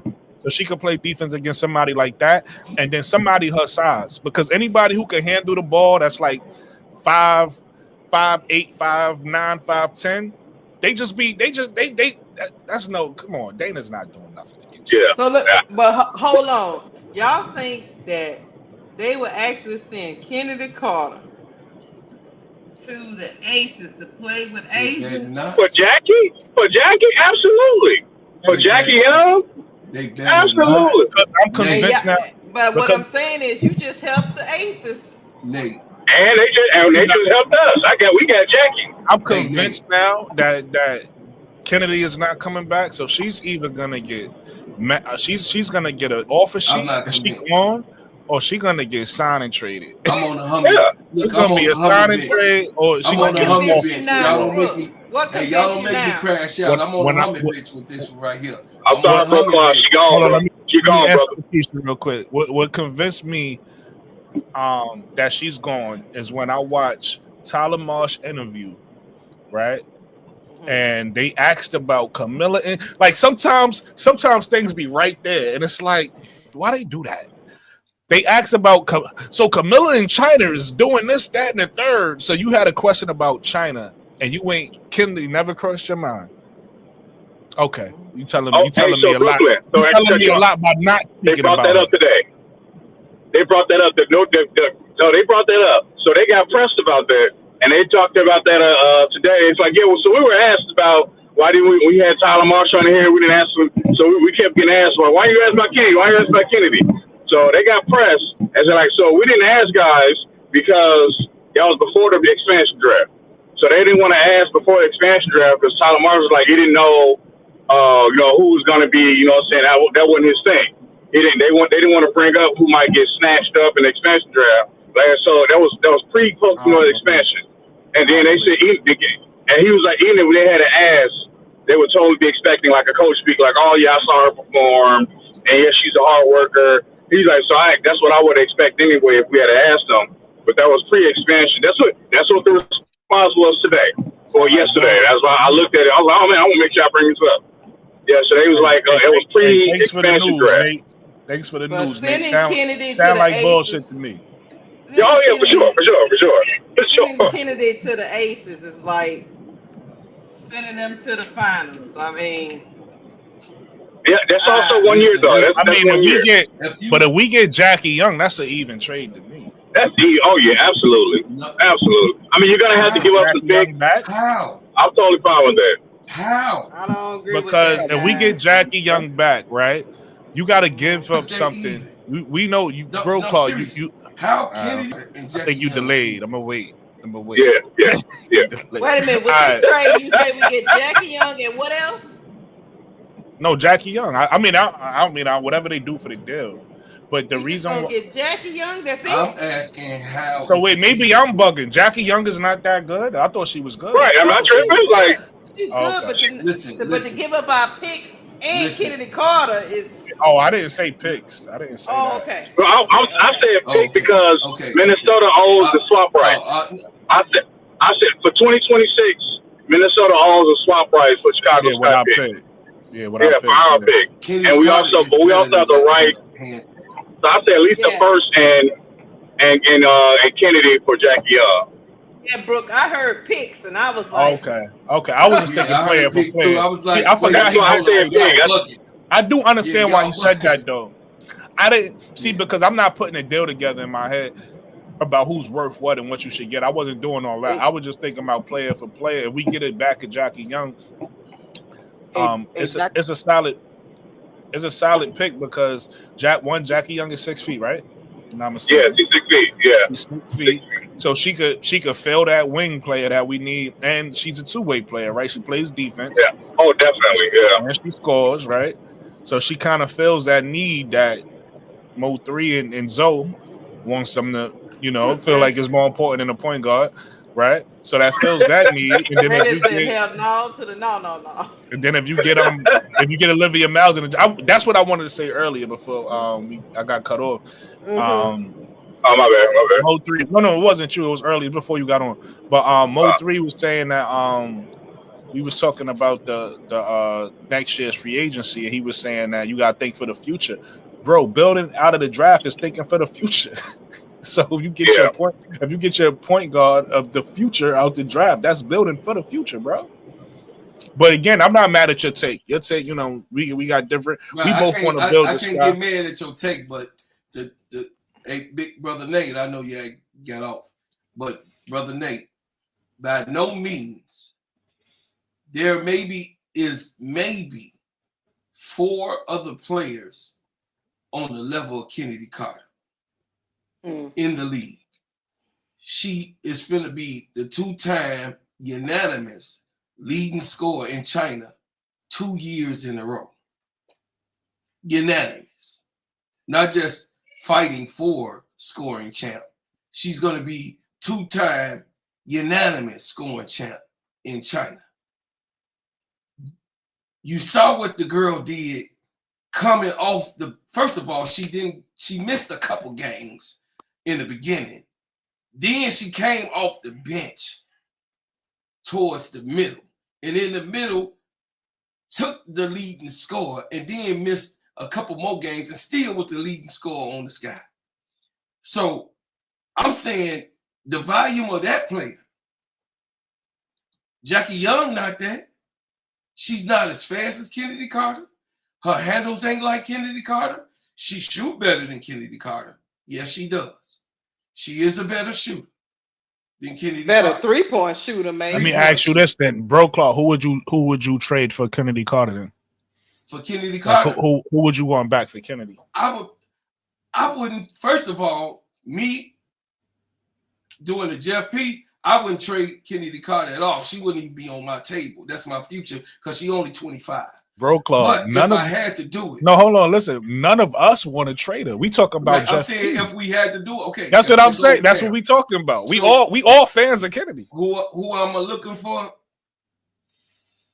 I'll take Jewel Lloyd before Jackie Young. Okay. I'll take Jewel Lloyd. I mean, if we're gonna go for a value, to me, I thought they was kind of on the same level, but I guess Jackie Young not as good. She a step down. No. The Gold Mamba. See, I'm still new. I'm learning. I'm still learning the girls' game. I thought they was both like kind of up there. Jackie Young is younger, but the Gold Mamba. The Gold Mamba is volume. What up, Mike? What up, Mike? She got still about 5 to 6 years to play in the league, and she got 4 at top to be her best. I know who Drew Lloyd is. She one of my favorite players. Okay, so no, what I'm saying is who would turn down the Gold Mamba? Nobody. Not for Jackie Young. I mean, I like Jackie Young. I think Jackie Young better than y'all giving her credit, in my opinion. But maybe I'm overrated her. Jackie Young. I'm not saying that. We compare. Hey, you like Raw?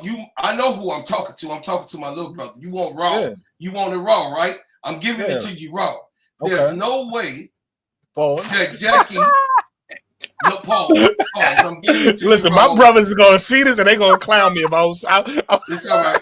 It's all right. Not Raw. But I'm giving it to you the way that I can give it to you as uncut and tampered with as I can. Okay. If you're gonna blow it up your nose, put it like that. So listen, Jackie Young is not nowhere near the caliber of player that the Gold Mamba is. Okay. Oh wow. Okay, I'm learning something new. But but Kennedy Carter is younger, faster, and more of a complete excitement package than Jackie Young. Jackie Young really don't push the and then her trying to play. Let me ask you a question. Who plays better defense between Jackie Young, Kennedy Carter, and Drew Lloyd? Who's the best defender? Jackie Young. Jackie Young. And you know what? And if I'm not mistaken, Jackie Young is an elite defender, right? She's not just a regular defender. Absolutely. But you know what, Brooklyn? What making me another thing is it making me think now. I'm just thinking. Because I'm with Bro Clark, but I'm just thinking Jackie Young might be better in a different outside of that aces. All right.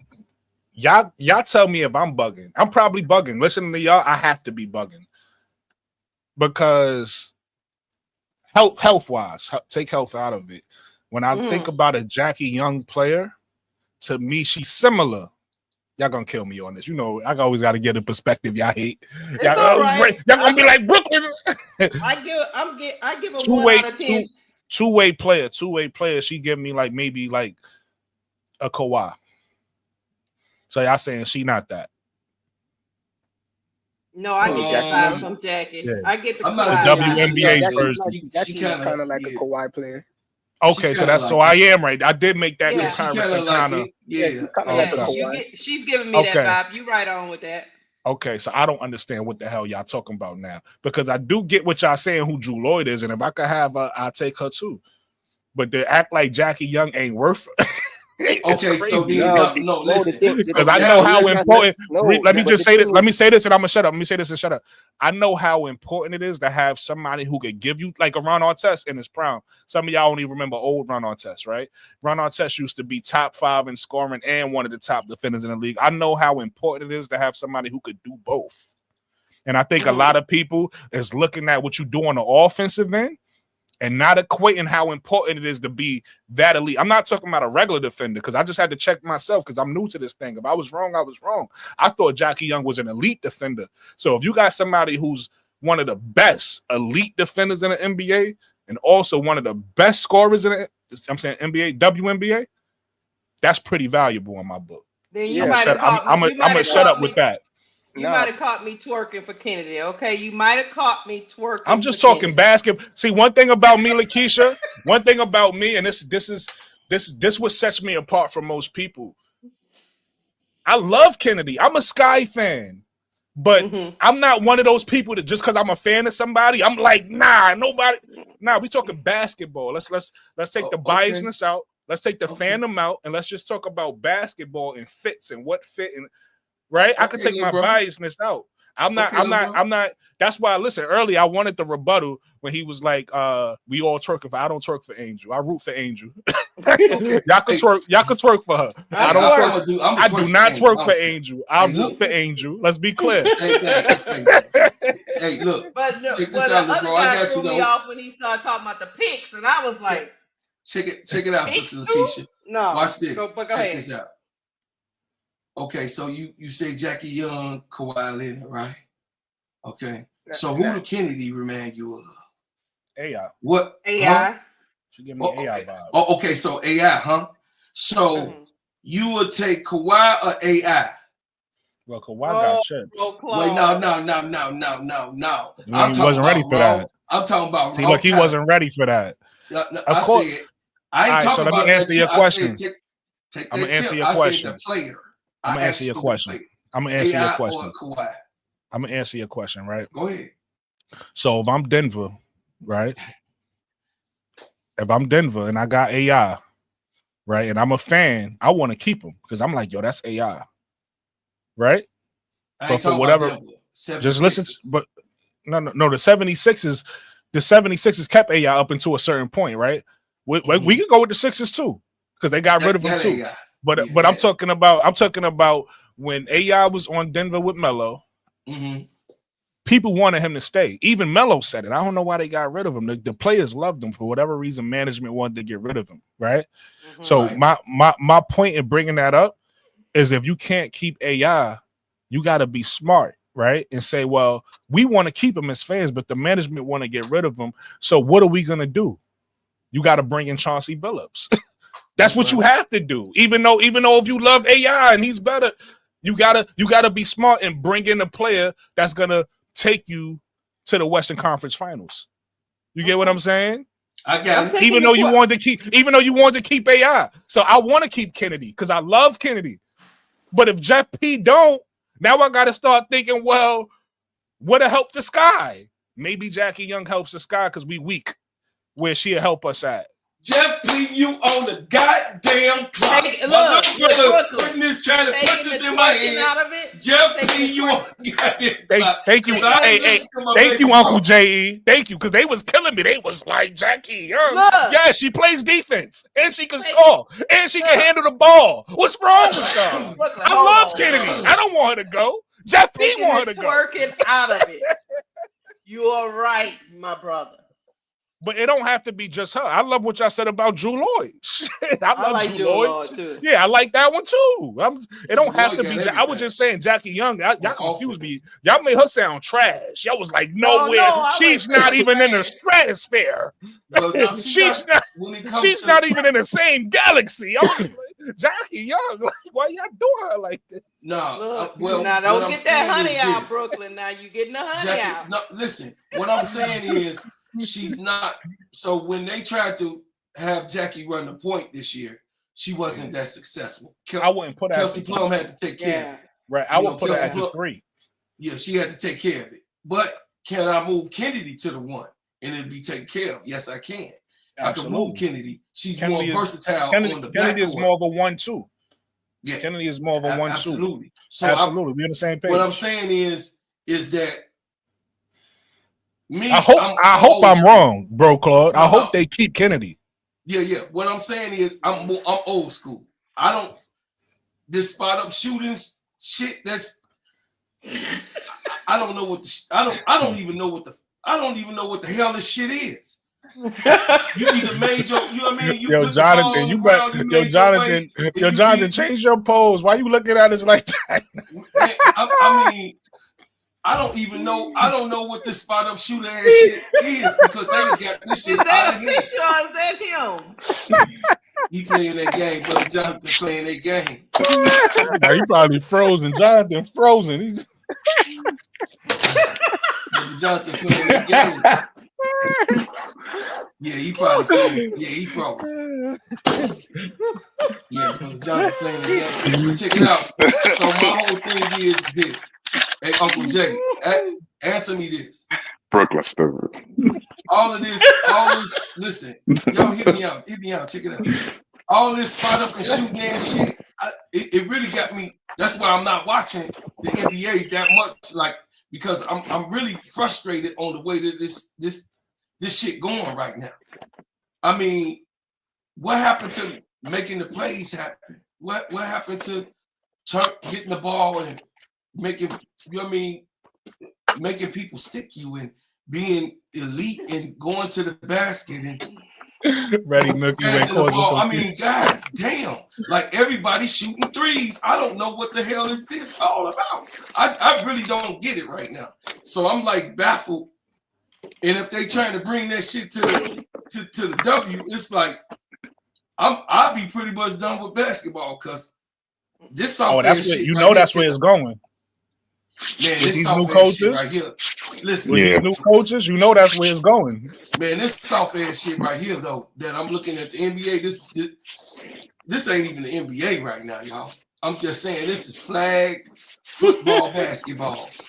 I don't know what the hell to call it. You know what I'm saying? I'm not gonna lie to you. I enjoy it, man. I know a lot of people kill because they kill a game because they missed the 90s and early 2000s, but no, you shooting as do I. I love that's my favorite ever, but I still enjoy today's game. It's cool. Why is you shooting a jump shot? And you can go in and just dunk the ball and make some excitement. If you're good at it, but a lot of teams ain't good at it, and they just jacking them up there.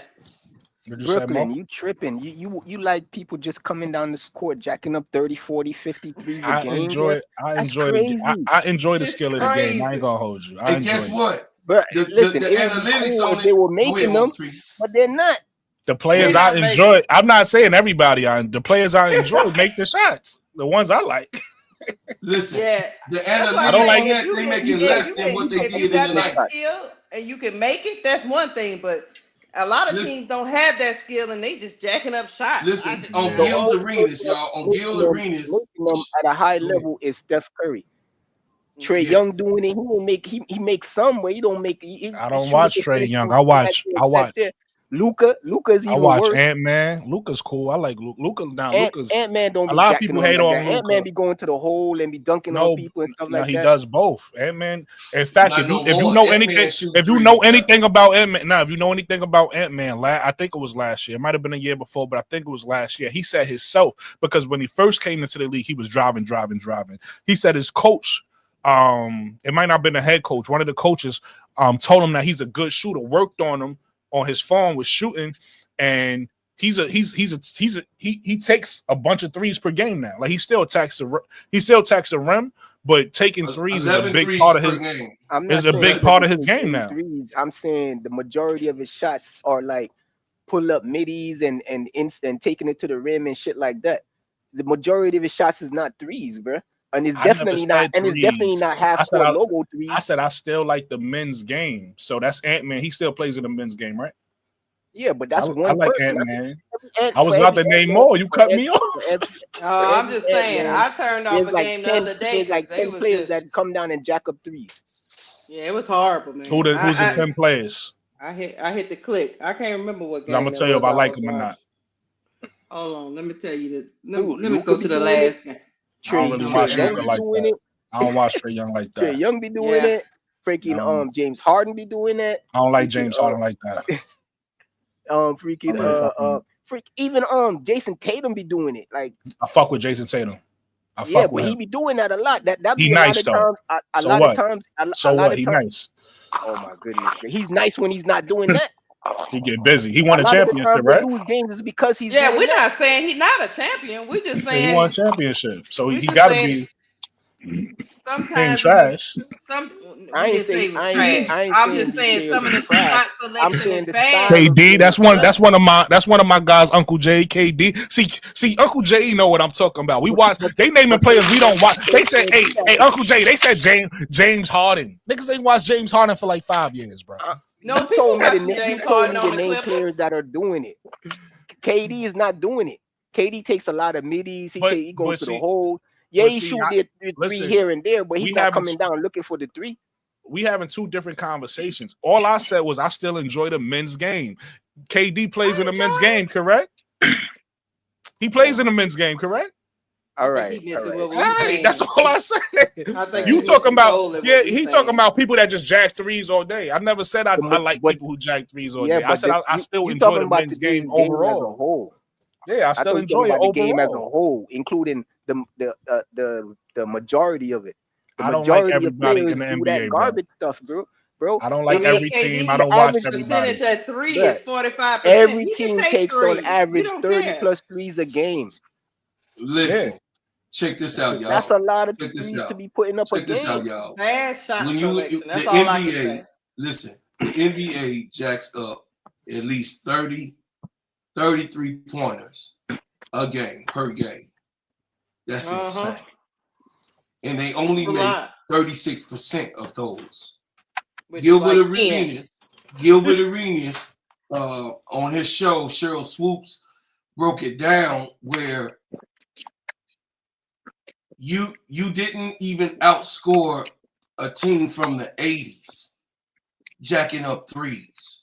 You were 7 points on an average from they took the year 1980, I believe it was 88, to right now, to what they jacking up from last year's schedule from 2023 to 2024.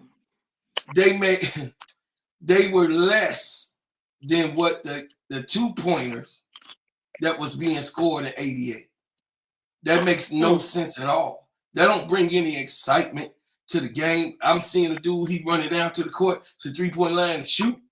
No, what excites me is elbows, turn, spin, dunk, knock them on the ground, run them over, set that pick. Man, kill a messenger. I feel like the male's game. It's a man's game, Brooklyn. It's a man's game. I feel like the male's game is in a good place right now. When you got with all the young players coming up, the Ja Morants, you know. Well, Ja Morant is old school. He doing what what's supposed to be done. He plays in the male's game. That's why they can't handle him. He's in the NBA. He's in the NBA. He's a shining star. I'm still tripping on y'all know I can jack again off of Kennedy. I'm still tripping on that. Oh man, come on, Nate. We passed that, but I'm just letting y'all know. I'm just. Who do you think would have been winning more? I'm right. I'm just saying what I felt. You know what I'm saying? It could be right. And you're not the only one that felt that, bro. Cause like I say, it's one thing to have that skill. It's another thing not to have that skill and just be jacking up shots. And to me, it's poor shot selection. If you're not really hitting that at a clip and that's not really your game, and you just going down there to jack them up, it's a hard game to watch. They trying to fit in, right? So the NBA offense changed in the NBA. Right, the NBA that people was used to in the NBA is basically what the WNBA is still. Is play running, is coming off screens, is getting the ball down to the big, is posting up. Right, that's what we used to. The NBA is all about spacing. That's the offense. The better spacing you have, the better the offense. That's what they think. That's That's what they're preaching with analytics and everything. So they just trying to space the floor, and when you space the floor, you have driving lanes and you have 3-point shooting, and then all the guards have skills. Most of the guards in the NBA, if not all of them now, are pick and roll guards. So they have skills off the pick and roll to get a shot. So everything is gonna be based off 3-point shooting and spacing and getting to the rim. And like CC said, the ratings are down. Yeah, exactly. That's what I'm saying. Listen, I haven't looked at the ratings, but to me, it's still silly that people were saying that during football season, because anybody who watched the NBA know nobody watched the NBA before Christmas. Yeah, football is king. So to be like, yo, the ratings is down when nobody is watching it, it's wild. But they're comparing the ratings to NBA. I used to watch the they're not big comparing the games, ratings to other sports. They're comparing the ratings to other NBA ratings. So other past season, compared to other past season, this is the lowest it's been in like 5 or 10 years. I put it to you. It's not even like it's down a little bit. It's down a lot. I'm gonna start. If it's down a lot, all right. Put it to you like this. This is just 80s talking. Again, shoot the messenger. I'm gonna be concerned about the NBA when I hear their contracts is going down. But the last I heard, they still going up though. Oh yeah. Every time somebody get a max deal, they break a record. Every year. Let me read something to you. So let's see. So this year, whoever get their max deal, if they say, "Oh, it's down lower," what you said by a lot, right, with the ratings, then I'm gonna be. Let me read something to you, Brooke. The league's ratings have taken a 48% drop over the last 12 years, and this year alone, they're down 28% per ESPN in front office sports.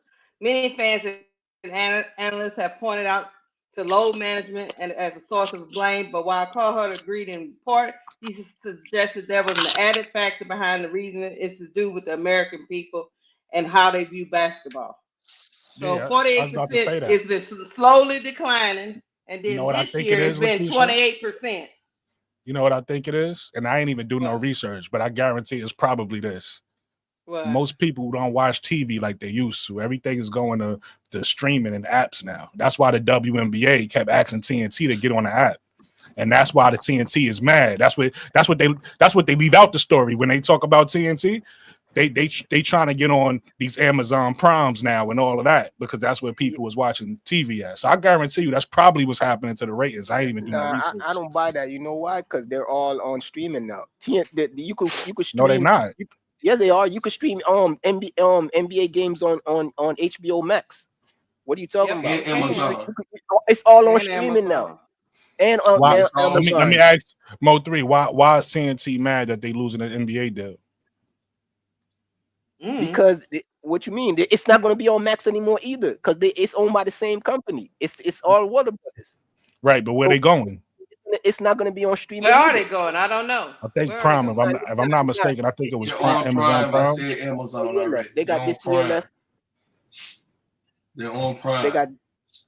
Look, I'm just giving you my take.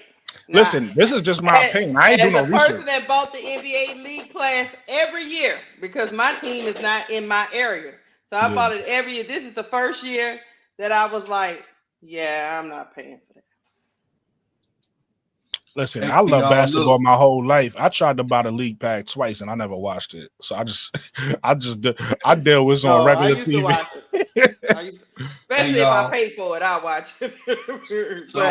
But I'm not saying that everybody doing the same thing. I'm just saying some teams like I don't mind Kevin Durant, like you were saying, Kevin Durant, the people you're talking about, they can really shoot that. But some of these teams, some of these players, I'm like, why don't you do what you're good at? That makes sense. So now what you're saying makes sense. So again, I don't know how many people actually watch the NBA, right? So the WNBA, this should be, what I'm about to say should be like, everybody should know this, because of the amount of teams. The WNBA and NBA is totally different with the idea that the WNBA, because is so many limited roster spots, is more competitive, right? The teams that you don't have too many bad teams.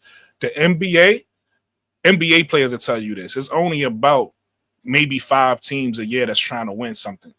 The rest of the teams is just out there. You got to realize these players and then also you got to realize who's on these rosters. All these players don't love basketball. Some of these players are just talented enough to make it to the league, so they just love the lifestyle. So these players that y'all worrying about, I don't even know why y'all fans of them, because they probably don't give a fuck about the game. They going out there to just jack up threes and then go to the club or do whatever they don't care. Yeah, So you're right. Yeah, because I'm a New Orleans fan and I've been trying to get a bucket of chicken to get Zion Williamson out of there, and he won't leave. Hey, So, y'all, look, y'all check it out. We done went 3 hours and a half. 3 hours and a half on this chat. And listen, I love y'all. I was intending to do 2 and get up out of there. That didn't work for me. It's been 3 hours? It's been 3 hours and a half. Yeah, it's been 3 hours and a half.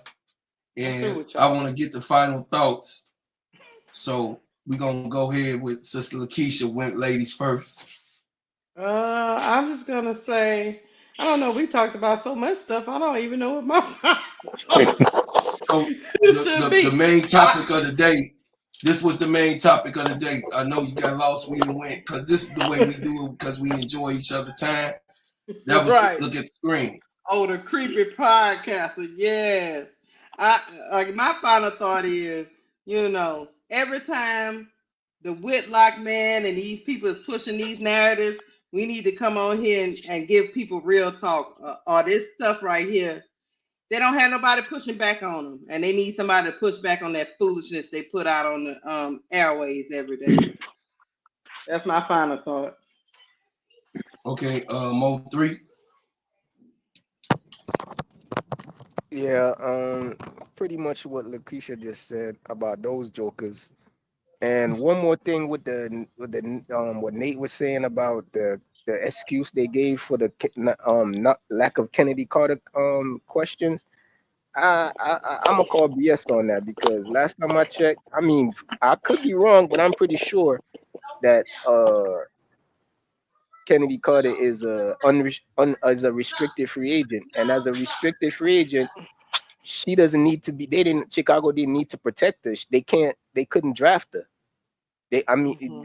So that being the reason for the lack of questions is just straight BS and a smoke screen for people that don't really know that much about it.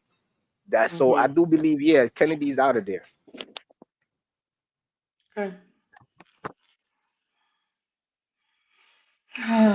Sad day.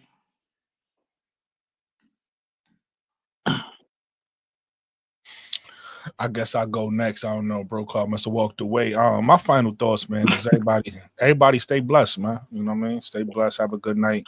Enjoy your weekend. That's my final thoughts. Absolutely, brother. They could have drafted her. Oh, go ahead, bro. Nah, just like, comment, and subscribe to my brother Gingerbread, man. Make sure y'all like, comment, subscribe to the page. Please, it's free. Yeah, absolutely. Yeah, they could have. They actually could have drafted her. I think there was one restricted and unrestricted. They could have drafted her right, so they still have to protect her. So that's why they still could have drafted. They only could have picked up unrestricted free agents. They can't take. Unrestricted, no restricted. Oh, okay. I thought we looked at the rules and they could have drafted at least one restricted free agent. Like they could have caught him. I thought okay. I had to check again, but yeah, I'm just glad you guys are out here putting out the actual truth, besides Mr. Talk Hoops and all this other mess. This is pretty good, man. I'm glad you guys are streaming. Seeing, I remember seeing Brooklyn, I think a while ago, started seeing his quotes and first I heard you. And then I remember hearing you on Sky Central saying Olivia Miles a long time ago, just like I was. So to see you guys come up with your own stream, and then Bro Claw too, Mr. West Side, 53rd Hermitage, you know what I'm saying? It's nice, man. It's pretty good. Oh, for sure. I'm just glad to see you, know what I'm saying, black men prospering, you know what I'm saying? Black people prospering and helping each other. That's what I thought. Y'all, we gonna ride on out with the Freedom Song. I love y'all. This is me and my brother Michael. that made Freedom. This is a song we just produced and did and orchestrated this summer. So, you know what I mean? We was feeling this way about America and what was going on all over, you know what I mean, the highways and byways, the internet, and with the election and everything that was going on with Trump. So this song is called Freedom, y'all. We gonna ride it on out. You know what I'm saying? All right. See y'all later. Never ask questions, shoot to kill. Built this country with our hands. Label me 3/5 of a man. All we've ever known was pain. Mixed with thunder, mixed with rain. Our strength in God's love. New day, new time. We will never be slaves again. I was born to be free, so take them cuffs off me. I mean mentally and physically. And don't be trying to taser me. My neck don't need your knee. And don't be pulling your gun on me. I don't need your punk degree. I know I'm supposed to be. See, I roll with 10,000 fearless, and we be all believers. We only roll off instructions given by a fearless leader. Man, y'all some cheaters. Your justice ain't gon' free us. Your Billy Club might can beat us, but the Savior came to free us. March on, how long? Never gonna get us nothing.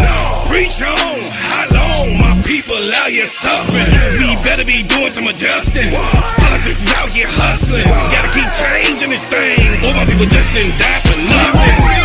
We wanna be free. We just gotta go free. Freedom. Free. We just gotta go free. We want freedom. Wanna go free. We just gotta go free. Freedom. We wanna be free. We just gotta be free. United we stand, divided we fall. Send a message to the black man, it's the final call. See, business is warfare, y'all, and it's gonna free us all. Time to battle hood back, get that bread and buy some more. And when they leave the hood, what you gonna do? Are you gonna beg or plead or pull on through? Gotta spread that money with your crew. I'm spitting true game to you. Gotta get that sack, never look back, cause where I came for you. We wanna be free. We just gotta go free. Freedom. We wanna be free. We just gotta go free. We want freedom. We wanna be free. We just gotta go free. Freedom. We wanna be free. We just gotta go free. We want freedom. Brought me here against my will. Freedom. Never ask questions, shoot to kill. Freedom. Built this country with our hands. Freedom.